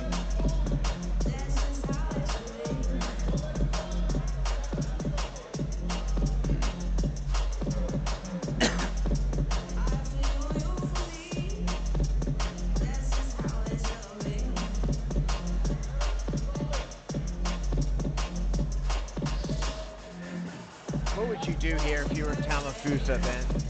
I would be doing what he's doing there. The thing is, you know this guy's gonna go for leg locks on you.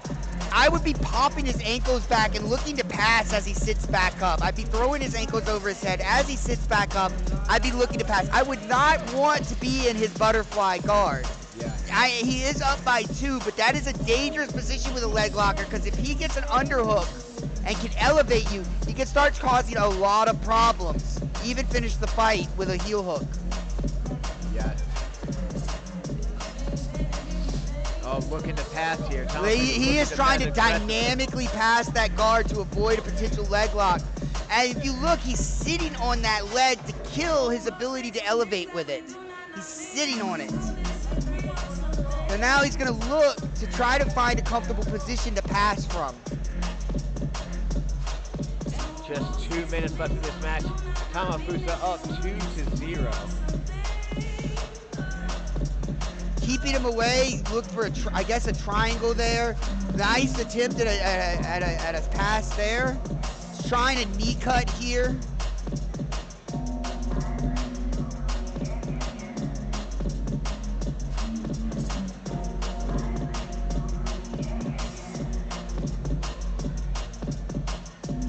Looking for it.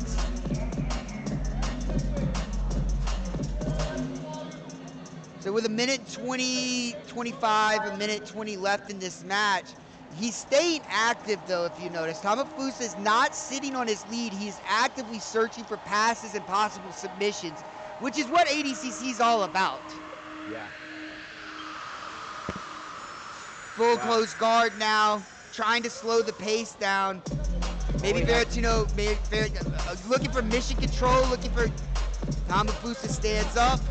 Just 55 seconds left in this match. He's going to need a sweep to stay in the match or a submission to win this match here. Tamafusa. Keeping the pressure on. 45 seconds left. Tamafusa is still moving forward, trying to pass, and I will give Berrettino all the credit in the world. He has a very tough guard to pass. But in this situation with 30 seconds left, he has to open some attacks or he's not going to win this match. He's going to have to at least try to get a sweep and get 2 points on the board if he wants to stay in this match. 20 seconds left. He should be a little more aggressive on the bottom, or maybe he's trying. He should just stand and try to finish this there. I understand it being more comfortable on the ground, but that allows Tamafusa to keep distance and keep space and finish this match out, which looks like he's going to go ahead and win this. An arm drag attempt right as time expires. Very good and technical match. Very technical, dynamic match. Berrettino not happy with this. Not happy with himself here. Ladies and gentlemen, we have the winner by points. From Japan, Tamafusa Kotaro!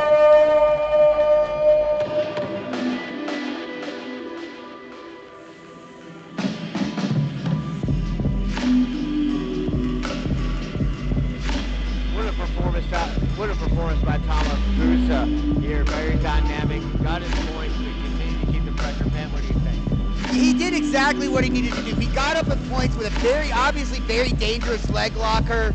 I noticed at the end, Berrettino seemed to be upset about the call. You know, when it goes to points and it goes to judges, finish fights, get submissions, you don't have to worry about that. But when you have 2 high-level technical guys that are like that, it's going to come down to inches, and Tamafusa on this night just was a little better, was able to get that sweep or the takedown that actually ended that was able to get him the victory. Yeah, it only takes one mistake. One mistake and get some points on the board to win a match here. Very dynamic match. It's very entertaining to watch. They did not stall, they did not. Berrettino can go out with his head high. He fought to the end. But unfortunately tonight, Tamafusa was the better grappler.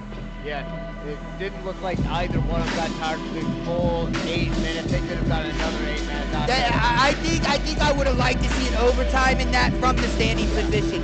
We have several more matches on the card, intimating here for this glorious Illusions nightclub, with the top 20 nightclubs. I think they're ranked number 11 nightclub in the world here in Patong Beach in Phuket.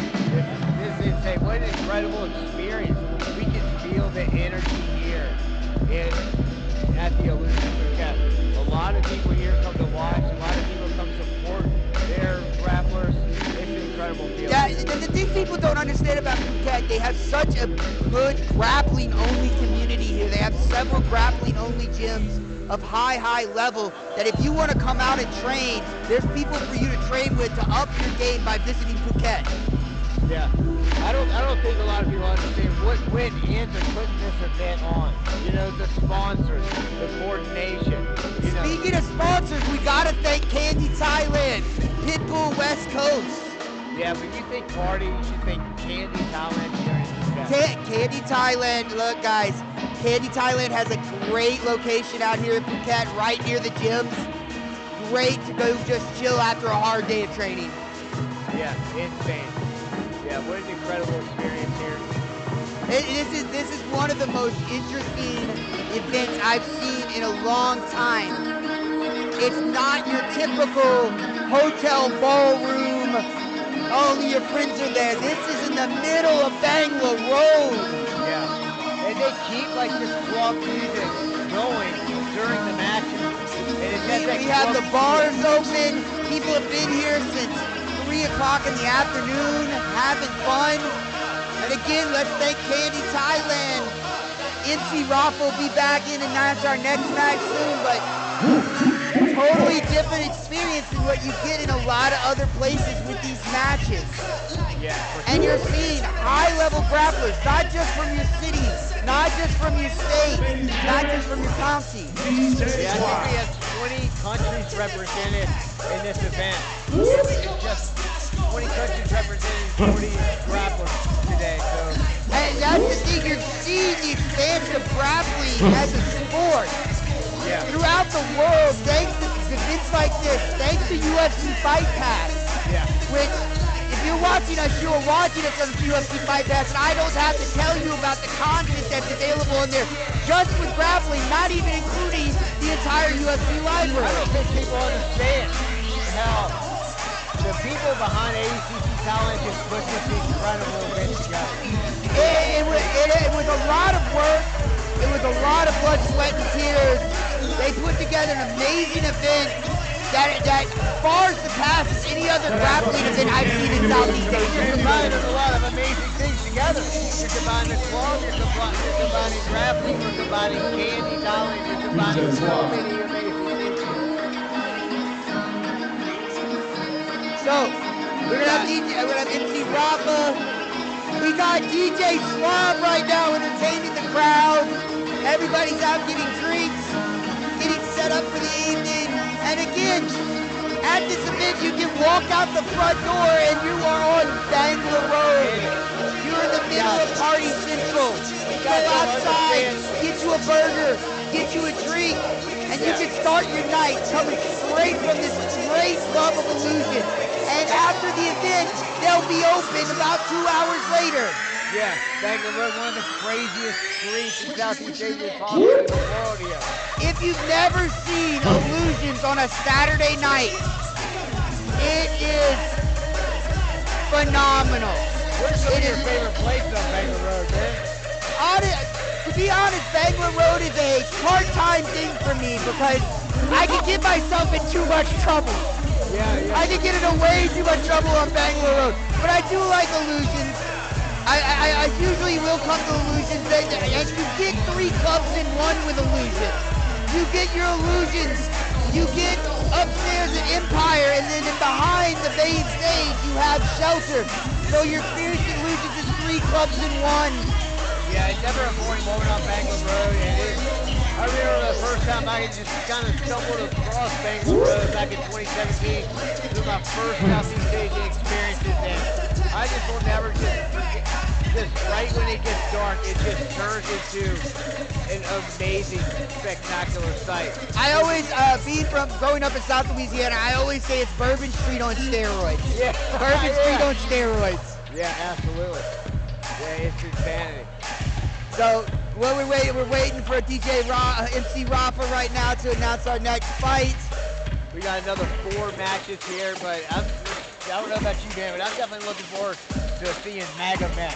Magomed is going to be, he is a high level grappler.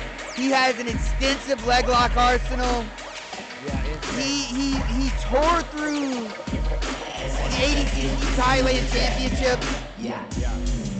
He is a guy that's on the up and coming, and I think if he was based anywhere else in the world, a lot more people would be talking about him. Yeah. Always love seeing Magomed and also Nikolai. Don't forget about Nikolai. Nikolai's going to be here Goes too. down to Phuket Grappling Academy. And we're going to throw it over to MC Rafa right now. Ladies and gentlemen, welcome back to ADCC Thailand Grappling Super Fights, sponsored by Candy. Life is sweeter with Candy. Our official broadcast partner, going all around the world, UFC Fight Pass. Official merchandise sponsor, Pitbull West Coast. And our key sponsors tonight, Enemy Combat Sports and BJJ Lifestyle. Thank you for your support, sponsors. Now, on to the next fight. 65.9 kilogram division. Ladies and gentlemen, are you ready? Representing the blue team, Bexa Kapashaw. Yeah.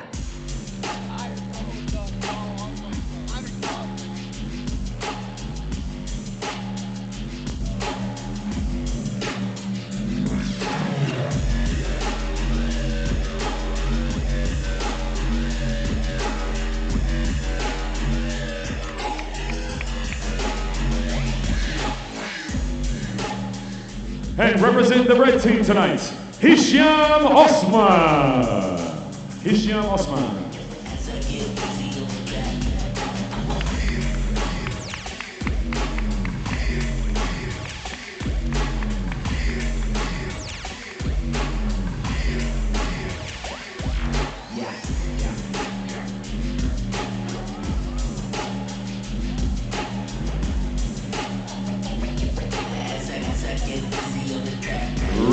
ready. And now, introducing our fighters onto the mat, representing Kazakhstan, via ADCC Kazakhstan Gym, Beksa Kapashov. And onto the red corner, from Singapore, repping tonight's Pineapple MMA, Hisham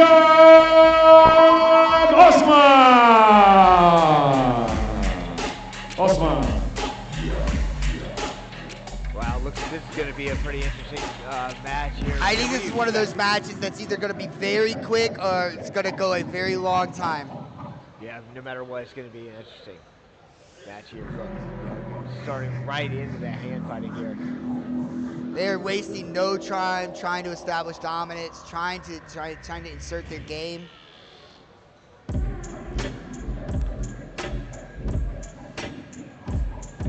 Purposely pushing him off the mat, trying to bully him, which it seems to be working. Reset in the center. Beksa is just bullying, making him keep making Hazaman work backwards, keep walking backwards. Both very good hand fighting here, very comfortable on their feet. Oh, attempted an Uchimata, it looked like right there. Oh, very nice. Almost in a three-quarter mount position landed. And again, no points right now. Referee checking the position. He's going to move them back to the center of the mat in the same position as close as he can get. Just over 1 minute into this match. Back to the three-quarter mount position.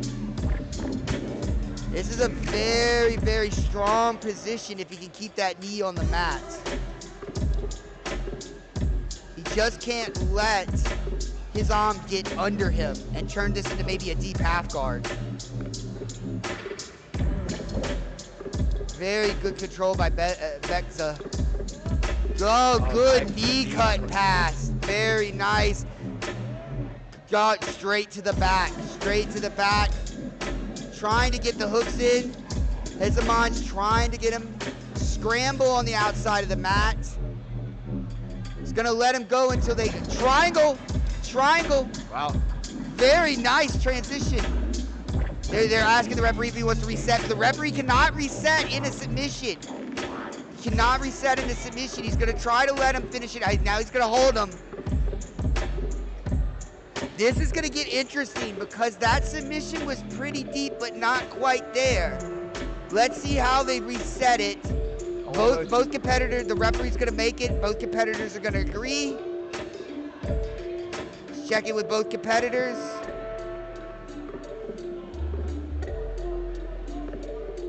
Didn't fully have that triangle in. He did not have that full triangle in. They're having a discussion now. Not wanting to accept a full triangle. Which I don't blame him because it wasn't fully locked in. Yeah, it wasn't. He was getting out. He was now he's gonna work hard again, and now he's out. Now we're back to the standing situation. And again, we still have another minute, about a minute until points are available. Now guillotine, into the mount, roll to tap. That's it. That's a wrap. Wow. That is a wrap. Little over 3 minutes. Very, very good. Very, very technical. Even lost the triangle position with the reset and was still able to pull out the victory. Ladies and gentlemen, we have the judges' decision. Winner by submission, guillotine choke from the blue team, Beksa Kapashov. Beksa Kapashov losing that triangle position and then coming back and finishing it with a guillotine. Very, very technical jiu-jitsu. Very, very good. Very, very, very good awareness of the neck being exposed there. Yeah, you're definitely right. It was either going to be a very dynamic match or in just over 3 minutes. And both either could have gone either way, but it was very dynamic. It was comfortable on their feet and comfortable on the grappling on the ground. Incredible. All it takes, again, he came in for, it looked like either a double or single leg, and his head just popped out. Yes. Baxter was able to catch that guillotine and roll it in a mount to finish it, which is very smart, because if he'd have lost that guillotine, he would have lost points, but he was able to roll it to mount, finish it, and be done. A lot of technique in every position here in this match from the triangle as when they went out and bounced in the reset in the middle. Very dynamic match. We have 3 more matches left here. We got 2 females coming up, and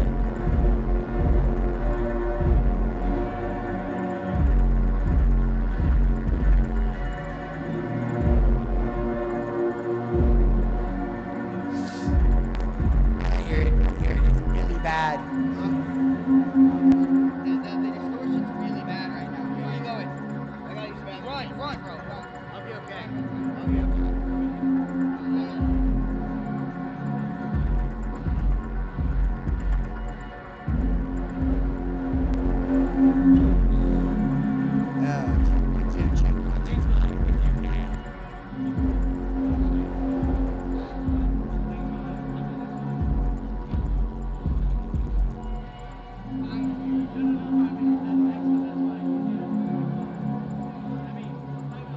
Guys, I want you guys to all put your hands together.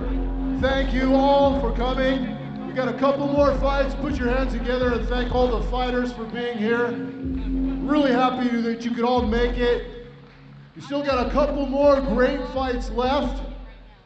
So, yeah, thank you very much.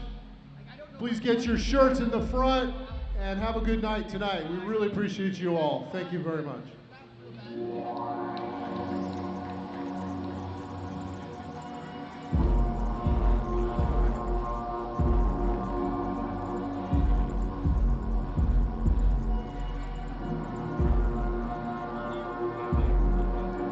Ladies and gentlemen, we are super delighted to announce that coming up next, it's time for the ladies. 60-kilogram division. Introducing first for the blue team, Joyce Ip.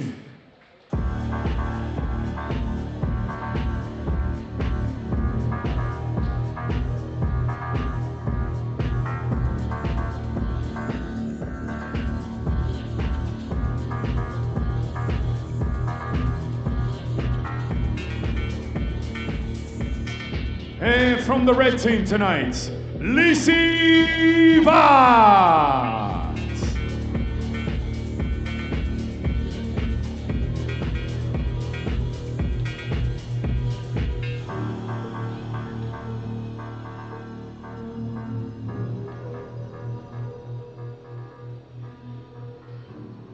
Ladies and gentlemen, ADCC Grappling Superfights is truly an international affair. Introducing our fighters onto the mat.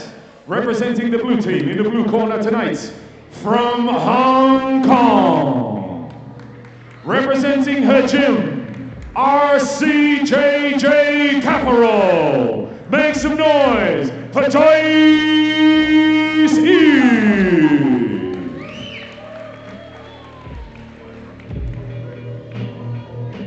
And in the red corner tonight, representing Estem Jiu-Jitsu. From Estonia, Lisi Vaz. Check with it. Check. Lisi Vaz has competed in one championship in grappling, if my memory serves me correctly. She's also an instructor out at Fairtex in Patia. We see Magomed in the red corner over there. Yes, yeah. I have seen Lisi train quite a bit. She used to train at Temple Jiu-Jitsu out here before moving to Patia. And she has a very solid game. She was actually working with Stamp Fairtex on her ground game before her last MMA fight. Wow. So she does work with high level competitors on a daily basis. These two grapplers feeling each other out, not taking any risks this early, just feeling each other's style out, respecting one another's style. That's when you can tell grapplers really respect the other grappler. They either feel out or they have to go for broke immediately because they know what is possibly coming down the pipe if they give them too much time. That's a good point. And the way ADCC is set up, we see a lot of that. We've seen a lot of that tonight. And that is the benefit of the ADCC rule set, is you can be explosive, you can take chances early in the fight while you're fresh and don't really lose anything because you cannot get points scored on you.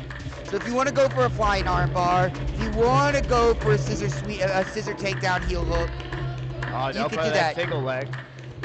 Oh, nice reversal to the front headlock. Looks like she's got a guillotine locked in. Wow. To the That's mouth on with top. that guillotine. Oh, Might be on the chin. It's under the chin. It's under the chin. She's stretching her. She's stretching her. I think she's out. I think she's out. I think she's out. Yeah, I think so too. Check her. Yeah, I think she's. Oh, Jack. Check her. I can see her blinking her eyes. I think she's okay. I think okay. She checked her. He checked her. That is the problem with some of these positions. You cannot tell if she's out.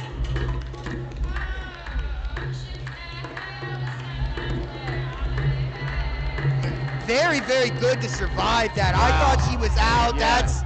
That's an intense level of toughness. I thought she was out. That's why I was telling them to check her. I was actually worried she looked limp.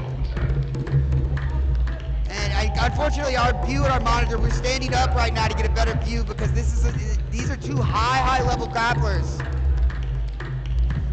She's got the body triangle, working to get the body triangle right now. And now she's working on closing it.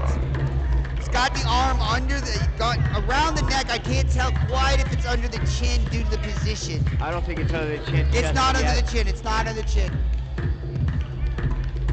She's controlling the wrist. She's controlling the wrist on that far side arm, that near side arm.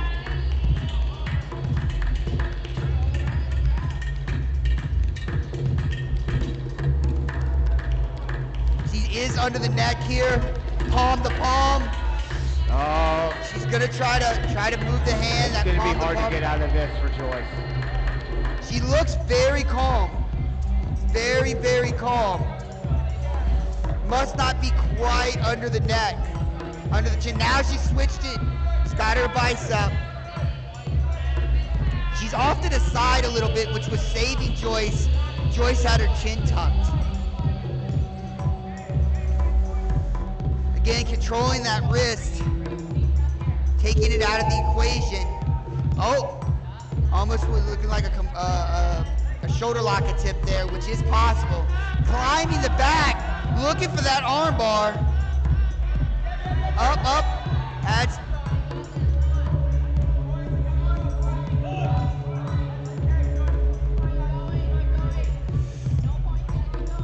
now points are available. Points are available.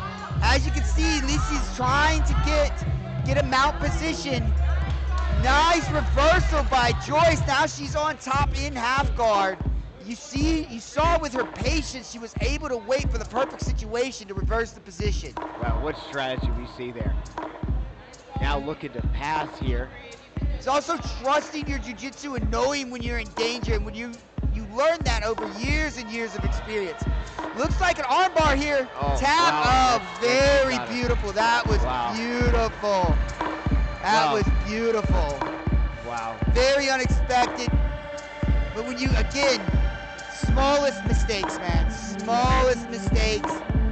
You see the good sportsmanship. Ladies and gentlemen, we have the judges' decision. The winner, by submission, armbar, representing Estonia and the red team, Lisi Vat!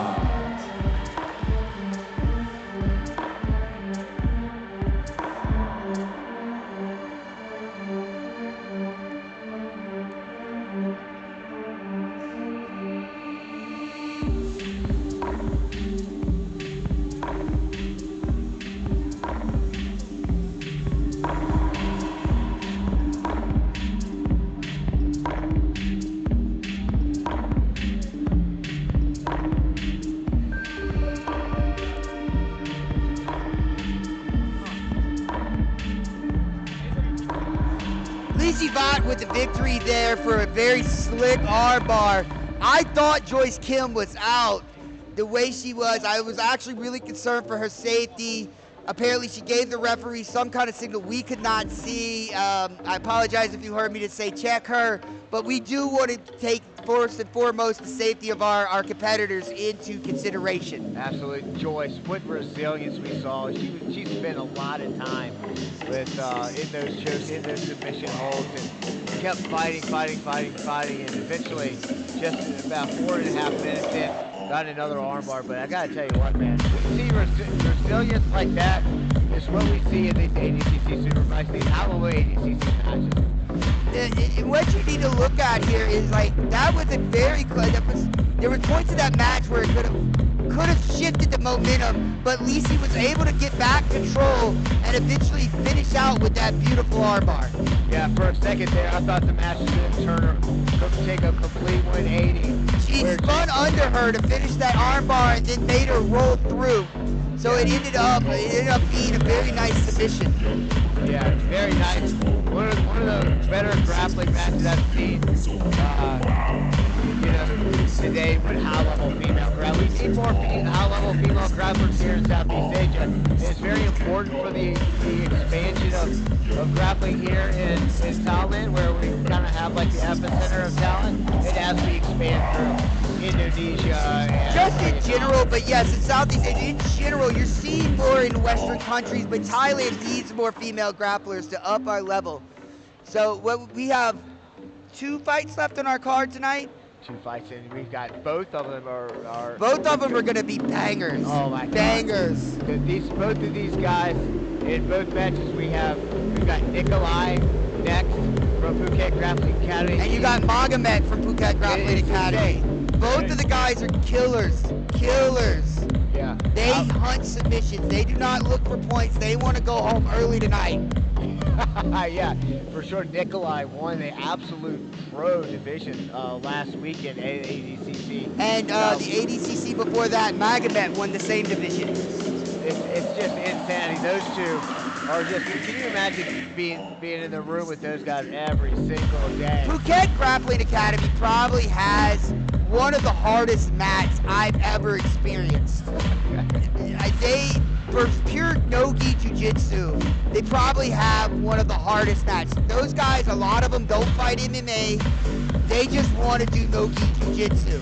Yeah. Ben Royal has put together an amazing program with amazing trainers over there and has really, really set the standard, I want to say, for no-gi gyms in Phuket. Yeah, for sure. I would say it's definitely very close to like what you find in Austin, Texas.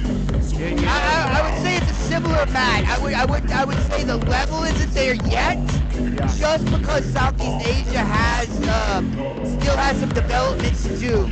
Because again, you have to remember most of the grapplers here are expats. And what Southeast Asia needs is more homegrown grapplers to really start pushing other people. Yeah, definitely in Vietnam, they're really coming up with really homegrown Vietnamese black belts, and you see these Vietnamese blue belts and purple belts taking upon themselves to create their own gyms in these lesser known areas of Saigon and Vietnam, and just to grow grappling. It's a beautiful thing to see, man. Yeah, and I think one of the challenges you're going to run into in Thailand with creating a bigger grappling community is Muay Thai as the national sport. Amazing sport, but again, it's not grappling. So the athletes that are interested in fight sports will start funneling to Muay Thai because it is traditional. It is the national sport of Thailand. So that is going to be an issue that comes in, that where the people that are athletes, like you see in America with certain sports, all the high-level athletes, they don't wrestle, they don't do jiu-jitsu, they play football, baseball, basketball. So it's going to take time, just like it did in the U.S., to get some of these people to be like, okay, let me get this grappling thing to try. Oh, I like this. Let's build. What do you think? What do you think Southeast Asia needs more of to expand grappling in this region? I think we need more events like this. I think that's important. I think tournaments in Phuket would be helpful as well. There's only 1 or 2 tournaments out here a year. If you want to compete in no-gi, you have ADCC, which are amazing tournaments, very well run. But there's also no gi, and not really a gi tournament in Phuket to compete in. So to expand grappling, you need to expand no-gi, you need to expand gi, because some people are going to like no-gi, some people are going to like gi. So I would like to see more of a competition aspect out here, which will influence people to stay out here longer. You're living in a place that's very transient. People come out here for 2 weeks, a month, 3 months. What you need to do is involve the expats in the local Thai community and long-term expats in jiu-jitsu. Make them realize it is a good activity. School teachers, a lot of people have athletic backgrounds, but don't have an outlet for it. Yeah. Grappling's an outlet. I'm 41 years old. I still grapple every day. Yeah. You know, how do we get people who aren't, how do we make grappling interesting to people who've never heard of grappling? I think events like this will help. I think the ADCC rule set makes for a more exciting competition. Unfortunately, you look at some of these rule sets that you deal with these rule sets that don't encourage action. Yeah. When people see grappling, when they see gi competition, when they see some no-gi competition, there's no excitement to it. It's basically win on advantages, win with a few points. Rule sets like the ADCC allows people to be more dynamic. And that is what gets eyes on the sport, is being dynamic. Yeah, this is certainly definitely a big element. If you saw, I can give you a perfect example. Fabio Lim, when he lost his match, that was a dynamic submission. It came out of nowhere. Yeah. Everybody was, oh. That's the kind of thing we need to see more of in jiu-jitsu. Yeah, for sure. Not winning on 2 advantage points because you halfway swept somebody. Yeah, for sure. And definitely that's one of the things we're trying to do in Vietnam is to familiarize everyone with ADCC rules, because there are no ADCC tournaments right now. So we have the Saigon Super Fight there trying to learn ADCC rules so they can come to Phuket. So I would love to come out and help you out with the Saigon Super Fights. That would be amazing for me. Dude, we would love to have you, man. We'll get you a Saigon Super Fight, we'll get you a spot at the commentator's table. How about that? You know what? I do like commentating. It keeps my elbows in shape. Yeah. I'm a little too old to get my elbows popped anymore. Oh, man, I tell you what, man. Yeah, some of these guys, I'm so glad they have matches today. You know, I've seen some of these today, and I've just been like, hey, we got 2 more on the card tonight. I think they're going to be bangers. Let's get back to MC Rafa and get this going again. Yeah, MC Rafa doing a great job tonight. Incredible job. And again, let's thank Candy Thailand, Pitbull West Coast. And Nogi Alex. Nogi Alex organized this whole thing, and welcome again to UFC Fight Pass. Yep. Ladies and gentlemen, welcome back to ADCC Thailand Grappling Super Fights. We're about to raise the stakes, we're about to raise the intensity. The following 3 fights will feature some of the best grapplers in Southeast Asia. Bringing out right now, from the blue team, Selhan Bolatbe.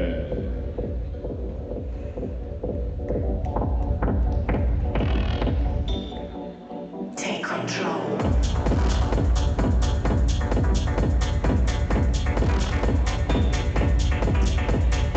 And from the red team tonight, Nikolai Vetrov.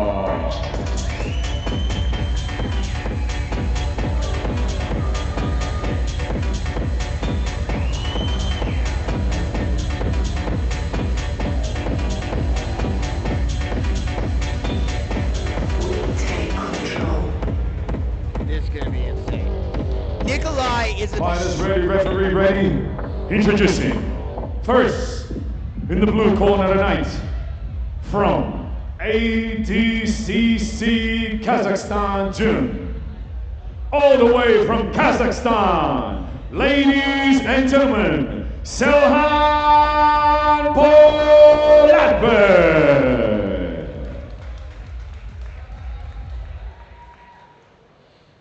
And from the mighty Russia, in the red corner tonight, from Phuket Grappling Academy, Make some noise for Nikolai Vetro!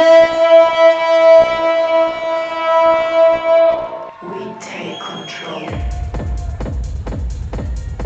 Nikolai, one of the most exciting grapplers to watch here in Southeast Asia, and he always has a show. He is explosive, explosive. And he's just like you say, he's not going for points, so we're going to see action from. He's going to push forward. They're pushing forward already.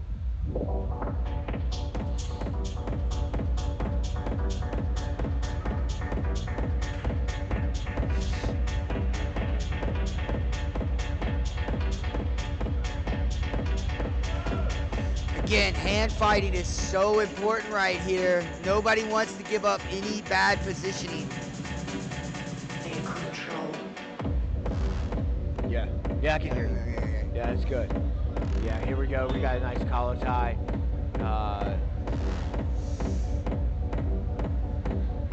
They're just fighting for. Went for a throw by. Yeah, look for a throw by. Fighting for hips. Nice. Arm drag into top. a single leg. Landed in butterfly guard. And again, remember, no points right now. Still 3 minutes away from points. We're only 1 minute into this match. Very nice. Interesting. Nikolai trying to handstand pass. Still in the butterfly guard. Stepping around. Half guard now. Looks like he's trying to invert. Now back to butterfly. Be interesting to see how he deals with this butterfly situation. Nikolai on top.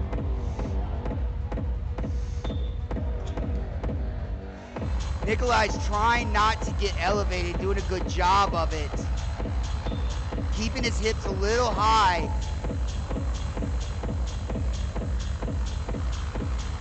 Shihan looking for that knee bar. Nikolai looking to, nice, good position reversal, little sweep there.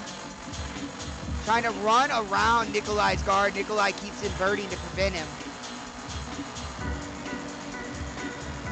We still have a little less than 2 minutes until points.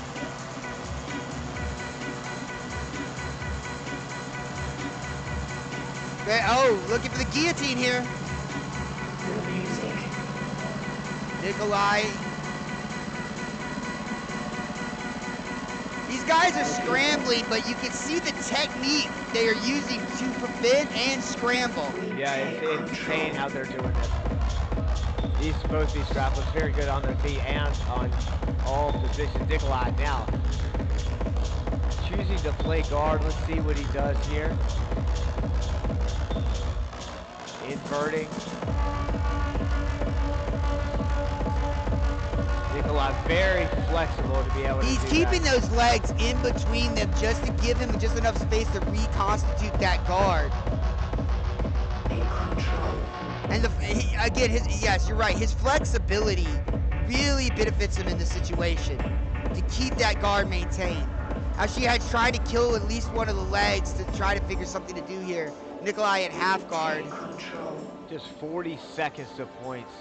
But I don't think either one of these guys care about the points. These guys are looking for finishes. But again, you have two high-level guys. You saw Shihan just quickly make a glance up, either at the clock or maybe his coach. But now they're worried. He knows points are coming soon. Again, trying to pass. Nikolai looking for a reverse triangle there.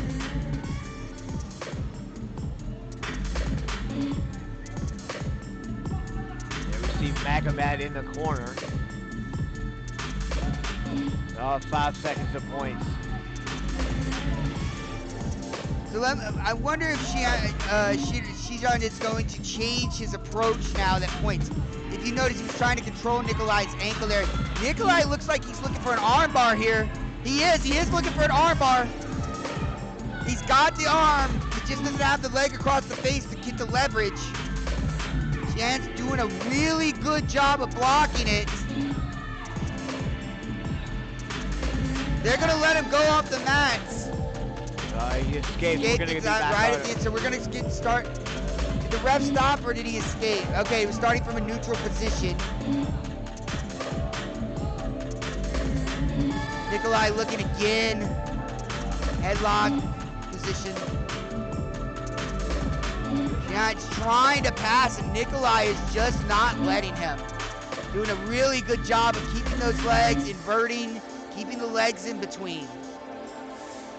We see a lot of fans here from Phuket Grappling Academy here to watch Nikolai. Nikolai deep. Oh, looking for it looks like a knee bar. Looking for a knee bar here. Very deep on that. Oh, looking for a reversal. Okay, looks like he's gonna try to take his back from this position. Very nice. There he goes. He's trying to take his back. John, armbar coming. He's got the Kimura grip. He's got the control. Let's see if he can finish this. He could probably lift that foot, get the leg across the body. And he's gonna go across the face. Now it's a battle of grip strength versus escape technique, and he lets it go to score points or try to score points. So he's still in a quarter guard position, a three-quarter mount, almost a half guard now. He's able to get the Nikolai steps over again. Wow, And Nikolai into in mount, that just arm like that, with an arm triangle choke in. You're gonna look for Nikolai to step over here to try to finish it. And that's There it. it is, there's the finish. Very nice. I didn't even see him start that setup. Yeah, it was just there.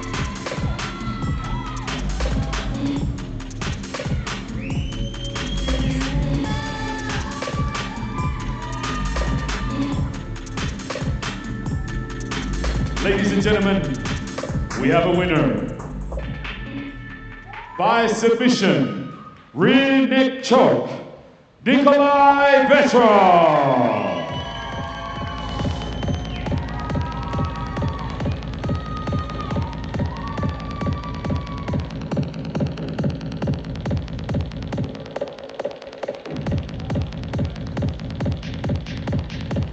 What a fight for both dynamic Two grapplers here. very dynamic and impressive grapplers. That was if you notice between that and some of the other explosives, that was a veritable chess match. Yeah, At that moment. Yeah, absolutely. I mean, those grapplers going for all types of submissions throughout the entire match. Nikolai going for all the legs and very deep. You cannot take anything away from Serdar. He did a very good job trying to pass Nikolai's guard. It's just very hard to neutralize somebody's guard that's that flexible and that mobile with their hips. Yeah, absolutely. And props to him for taking Nikolai deep into that match. There's not a lot of people who are able to do that. They're having rolled with Nikolai before, honestly, he has very solid, amazing technique. If you go that deep, it tells me how good his opponent was as a grappler. Yeah, absolutely. We heard about this guy from Kazakhstan. They had to find a really good match for this guy just a few weeks ago, and I can't think of a better guy than Nikolai. Yeah, it seems like it was an amazing match on a technical level. Had a finish.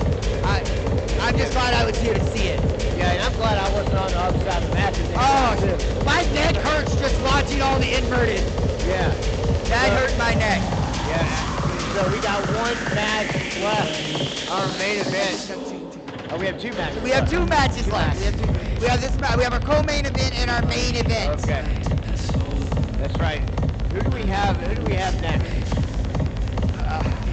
We are gonna let DJ Harafa tell us who we have next. Rafa's up there.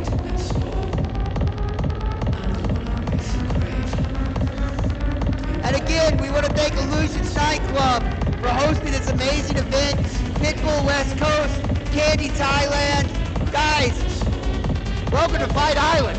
Yeah, I mean, what better event could they possibly put on? I mean, seriously, you have one of the biggest nightclubs in the world here. You've got Candy. I think the last time I checked, Illusions was ranked number 11 nightclub in the world. That's insane, man. 11. If you come to this place, you can see why. Yeah, You for can sure. see why it's nice in the top 11. Guys, we're gonna throw it up to DJ Robbie here. He's gonna get us started on our co-main event for the evening.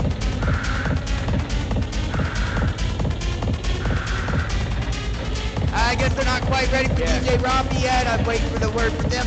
But, and again, you're also talking Candy Thailand as a sponsor. Yeah, you know it's going to be an amazing event.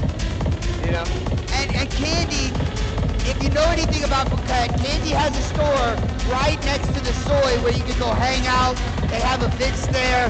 It's a nice chill spot to have fun. So, like, if I wanted to go to Candy, like, what can I expect to do there?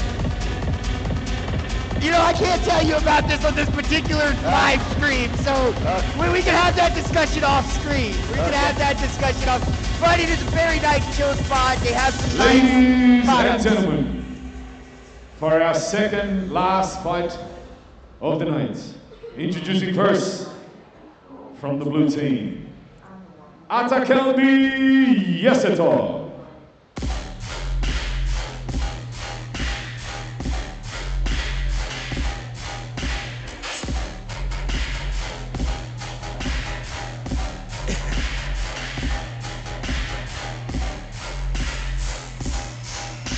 And from the red team tonight, Jansu Gokya.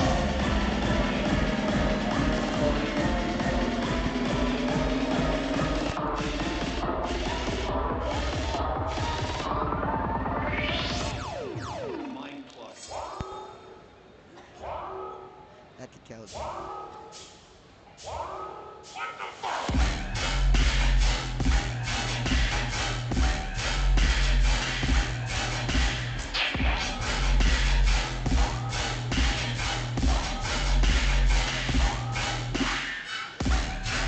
Referee ready.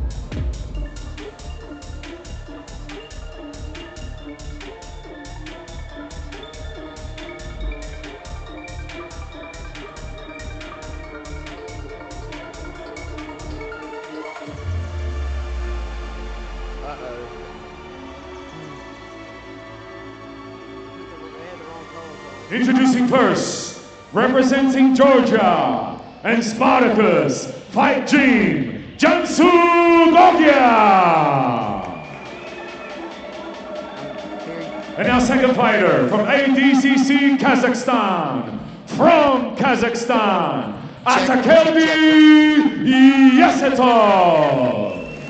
Yeseto.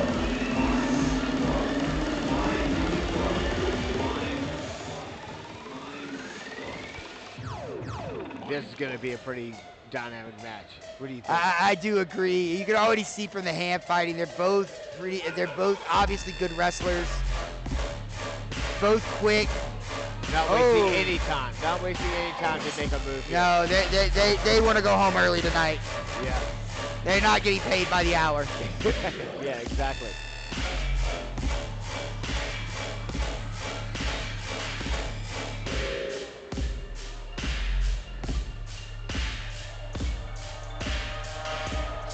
Wow, nice front. Nice headbutt. good Wow. jump for the guillotine. Jump for the guillotine. No, he can get negative points if he loses it, but he has to hold the guillotine for 3 seconds. It looks like he's done that. Going over that shoulder, he must feel it's very tight. Looks like He lost the guillotine. he lost the guillotine, and now he's going to be down. Well, under ADCC rules, if he holds the guillotine for longer, Okay. looking for that arm bar there too, not wasting any time going for submissions when he gets the opportunity. which is the point of the rule set.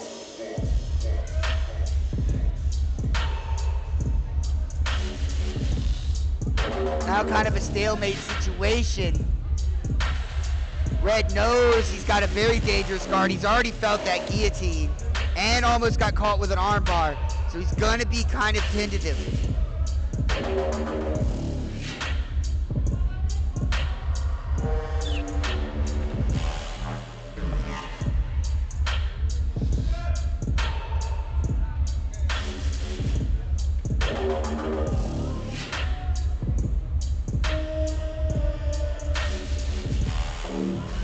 So what would you be looking to do in this situation? On bottom or top?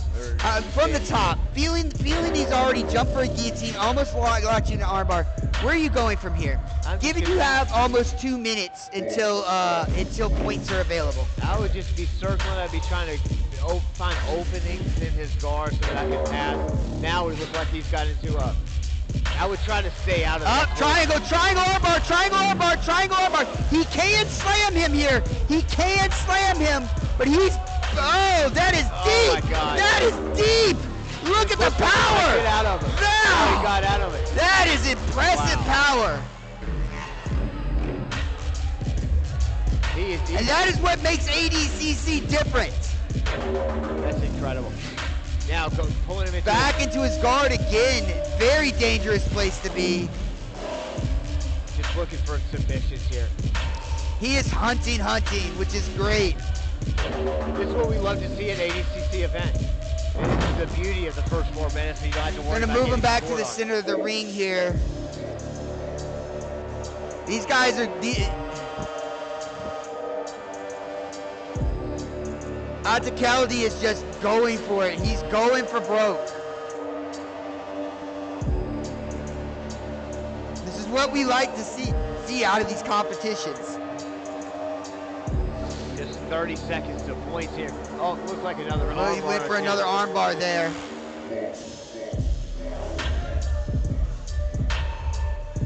Now Jansu knows he's up by a point with Adc's negative point.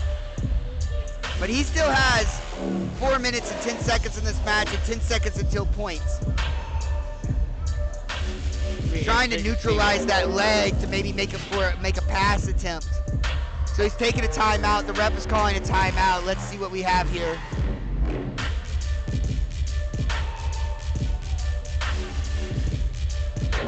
Not sure. He went in there and consulted with the judge real quick. Does not seem to be any penalties being issued.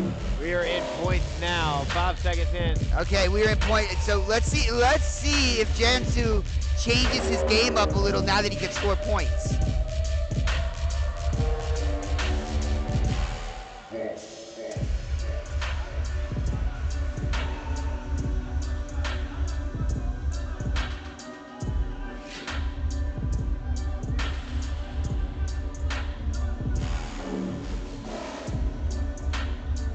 Okay, he's trying to break his base down.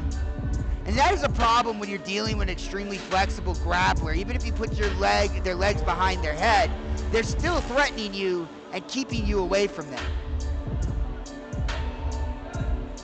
Johnson, yeah, I can hear you. Johnson looking to pass here. As a wrestler, what pass would you be looking for here? I like to try to go and just circle around, get past the legs, and sometimes just enter into a north-south situation. Especially if this guy has a really dynamic guard, you want to stay out of it. You don't want to get sucked in. Yeah. You see how aggressive he is approaching him. Very dangerous submission artist from the bottom here. So it looks like we've had some passivity points taken. Yeah. They're both. One has one negative. Almost a sweep there in a scramble. Johnson has negative 2 points.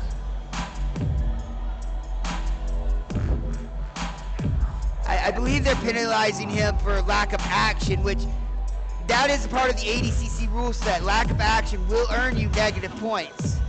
Adcc has a negative point for pulling guard. So we're now looking at a -2, -1 situation. Jansu has to score to win this match now. Adcc can just hold on. He's going to have to deal with that dynamic guard that Alcati is bringing. Again, you can see he inverted immediately, was able to keep his feet between. Adcc really controlling this match. It looks like Jansu's motioning about something or trying to talk to somebody off the mat, which maybe he has an issue. Oh, Adcc looking for leg. Looks like Jansu looking for a leg as well. Adcc, very nice defense. Let's see where he goes with it. He's looking like he's setting up a head and arm. Okay, Jansu recognized it, but Adcc goes into mount. He has mount. And given the situation, that's going to possibly be enough to secure this. 1 minute left. Johnson's going to have to do something. And now he's got the body triangle now. Yeah, and really the arm around the jaw is not comfortable in any stretch of the imagination. Johnson's going to have to do something here. Very uncomfortable. What would you do here, Ben?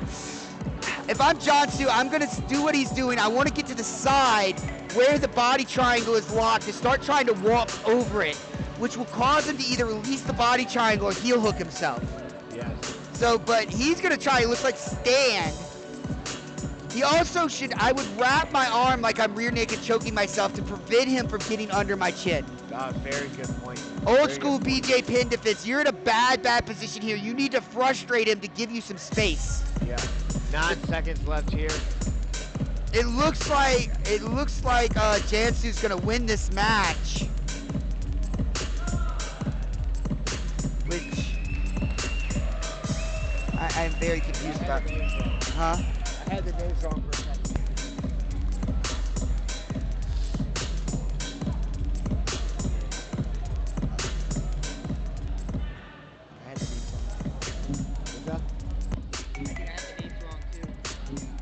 There looks to be an issue with the score. Let's see what they have here. Yeah, and then they also, it looks like the red is actually wearing blue and vice versa. Yeah, I think there was some mess up. They're trying to figure out the score here. I do think Adcc has secured the victory because he did get the mount position. And it looks like I'm correct. Very hard fought match. Unfortunately, the color scheme kind of got switched on us.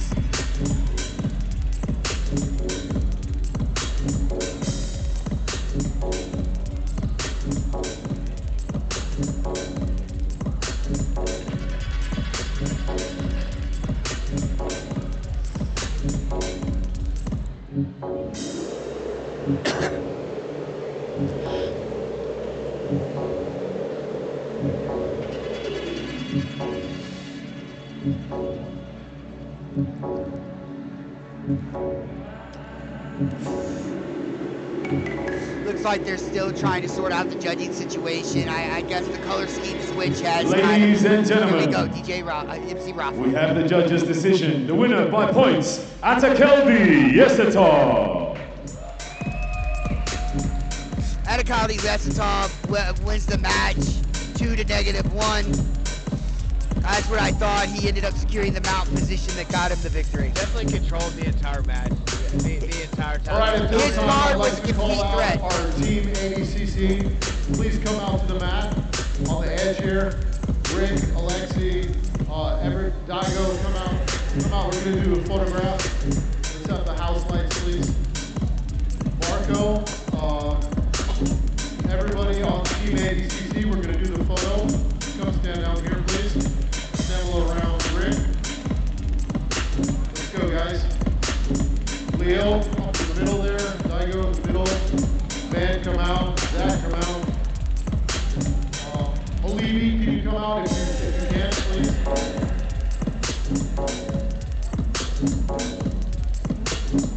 Thank you, Zach. Guys, everybody else from Team ADCC, come down, please.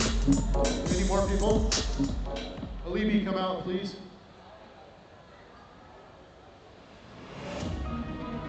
Are we missing anybody? Photographers, you ready? Let's get a couple shots here, please.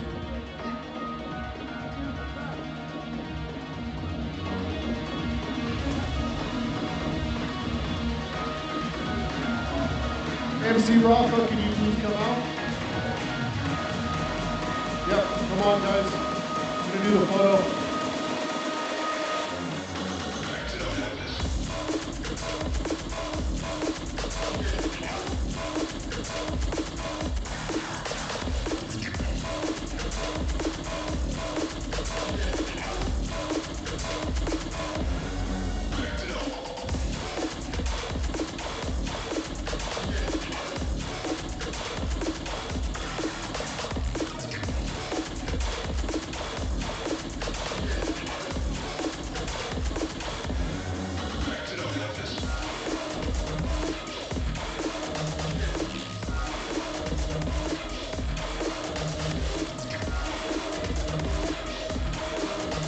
Hey, thank you very much, Team Adcc. It's been a lot of hard work, but thank you very much. And thank you, everybody else. We still have one more fight. This is the last fight. I'm going to hand it back over to my friend, Mr. MC Rafa, for the final fight. I want to say thank you very much, Candy Thailand and MC Rafa. It's been our pleasure having you. Hey, please give a round of applause for MC Rafa, please. Thank you, Alex. Thank you, ADCC. And of course, thank you to the beautiful people of Thailand. One more time, ADC Thailand tonight grappling super fights at the world famous Illusion nightclub in Phuket, number 11 club in the world. Thank you so much for having us. Ladies and gentlemen, it's time for the final fight of the night.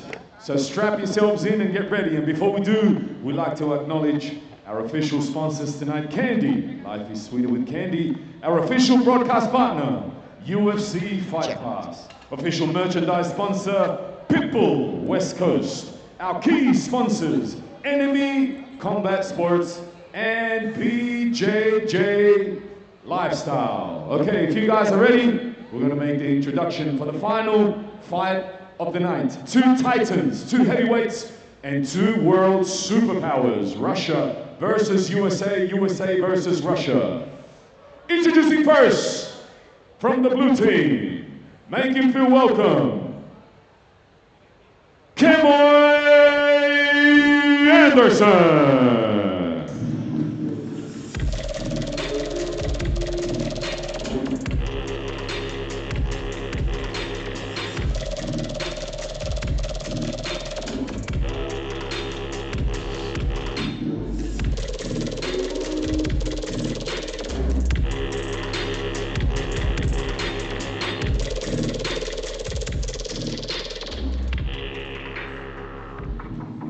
And from the red team tonight, Magomed Mathieu.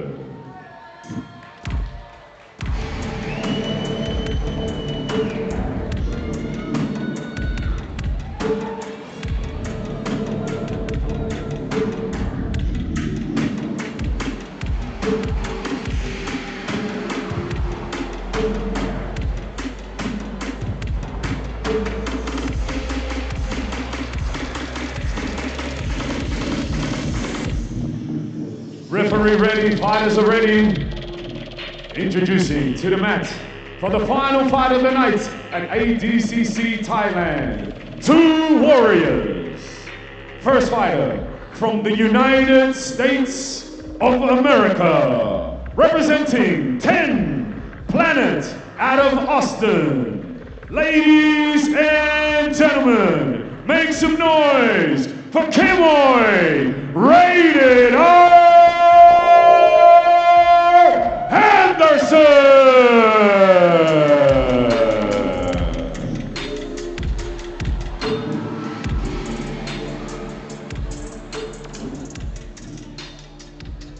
Introducing next, from the mighty Russia, and representing Phuket Grappling Academy. Ladies and gentlemen, make some noise for Magomed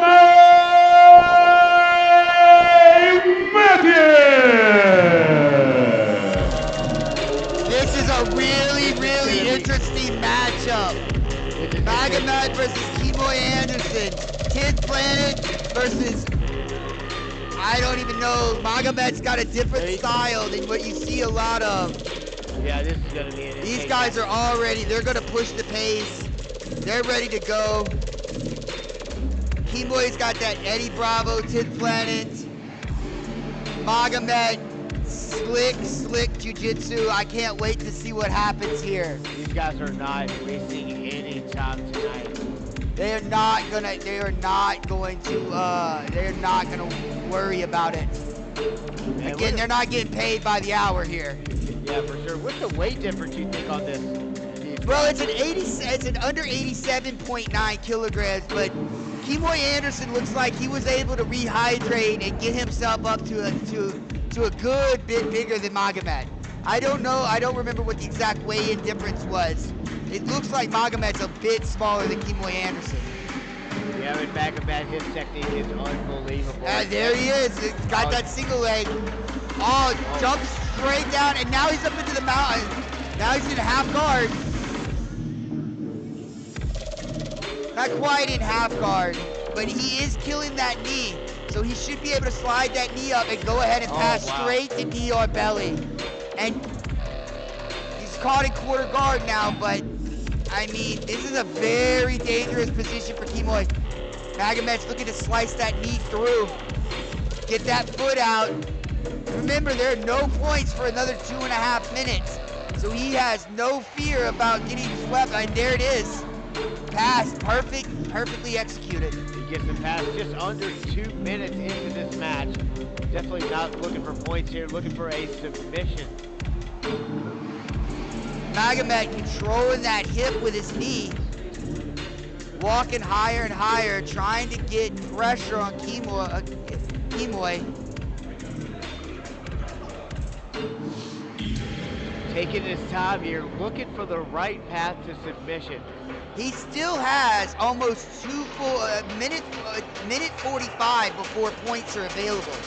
So, but he does not want to put himself in a dangerous position with somebody who is as good as Kemoy Anderson. Yeah, Kemoy, man. Imagine the strength of Kemoy Anderson he's bringing to this match. And on top of that, the technique and experience. When you combine all three, you get problems. Kemoy's trying to use explosiveness, and look, he gets him up, and he reverses it, but Magomed going straight for the leg. Kemoy's taking the back. This is some dynamic jiu-jitsu right here. Magomed in that inverted guard there, trying to protect himself off the mat. They're going to reset. Leandro Fowler bringing the match back to the middle of the mat. It looks like there's a little discussion going on. There might be an injury. Let's see what's going on. Magomed not looking too concerned about this. Yeah. Resetting. Magomed go back to his inverted position. Started again. Now he's looking maybe to try to establish a butterfly hook here.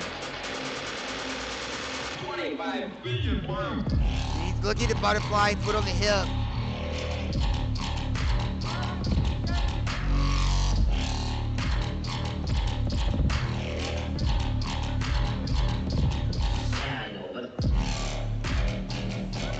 Magomed just waiting to see what Kemoy Anderson's gonna bring him. Sitting there in the guard position, doing some light hand fighting, keeping his head position. And also, if you notice, Magomed doesn't stay in the butterfly position. He'll put his feet on Kemoy's hips if he feels Kemoy's getting too close to him and trying to kill those hooks down. Kemoy trying to collect that, and Magomed goes into the half guard with the knee shield. Kemoy's trying to collapse that right now, and we have 5 seconds until points open up. I wonder if the points are going to change the style of either one of these grapplers here today, man. I really don't think they're concerned about points. I think they're concerned about a victory via submission. Yeah, I think it's a pride thing. Yeah, really dynamic. But match again, here. a win is a win is a win. Yeah, for sure. Magomed's looking for the sweep. Kemoy trying to reverse it. Magomed's up. Look at there. Wow, this is I don't know if they'll call that a full sweep or if they'll call that a scramble. 3 minutes and 30 seconds left. Timoy Anderson looking to establish either a half guard. He's got his hand on Magomad's ankle so he can't step out.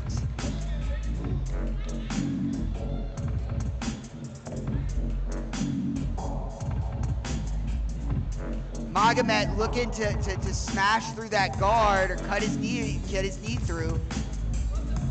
Just 3 minutes left in this match. Magomed's controlling his other leg like you'd run the pipe in a single leg. Now he let it go. Timoy Anderson in that guard, looking to. That's a butterfly. Got the butterfly hook. He's trying to come up using that power, and look, there's a takedown. Going off the mat here in the blue He's corner. pausing them, going to reestablish in the center of the mat. The question is, will he get the points on that takedown, considering they finished it off the mat? And this is one of the challenges with this smaller mat, as we talked about all night. We'd love to have seen, you know, some of these more exchanges go on a bigger mat. You know, these early exchanges would have been really Okay, interesting. Magomed's got the underhook. Oh. Timoy Anderson looking to sweep. Gets the dominant position. Magomed gives up his back.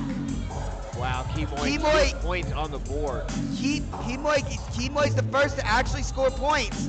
He's looking, I think he's looking for a calf slicer. Yes, he is. Yes, he is. Look, he's elevating, pushing away, looking to finish that calf slicer. They're gonna let him go. Magomed's fighting that as much as he can. 1:50 left in this match. It's deep. Oh, it's deep.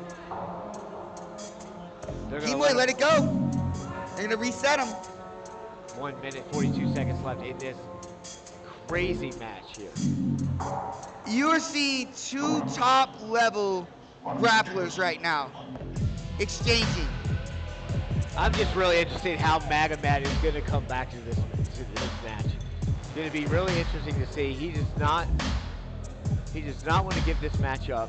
Then this is where it's going to get kind of hard, trying to reset that position without giving anybody. Timoy Anderson still kind of have that class slicer. Magomed pulling the standing switch.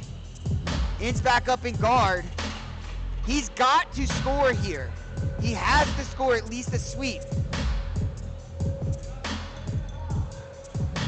or else this match is over. Timoy Anderson still hunting for submission, still looking to finish.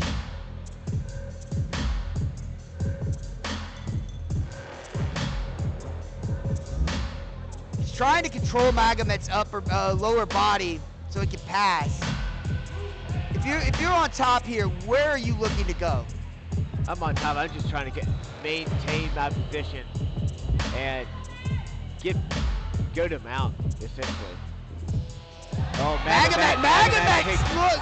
Wow. Magomed takes this back, but no points yet. Wow, 48 no points. seconds left. 48 seconds. 48 seconds Magomed left. tried. He gets the hook. He gets the hook to the body triangle. He gets the body triangle. Wow. Magomed has gone up by 1 point with 35 seconds left to go.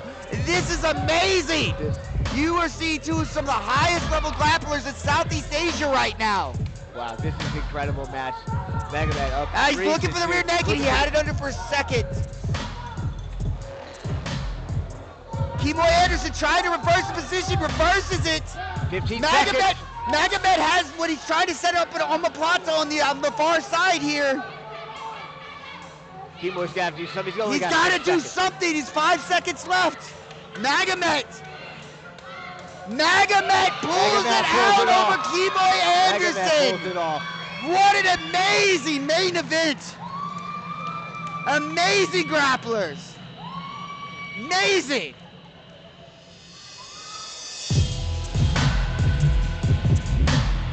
Ladies and gentlemen, we have the judges' decision. For our main card tonight, the winner by points decision from Russia, Magomed Matiev! Wow.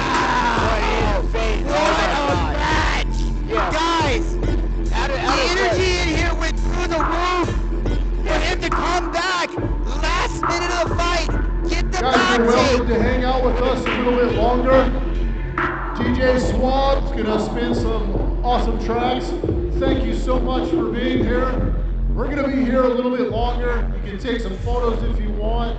The show is over, but feel free to hang around a little bit longer. Guys, thank you. Once again, Thank you for so attending. much Thank you for everybody watching this for the being stream here. of ADCC Super We Fights appreciate you Thailand. all.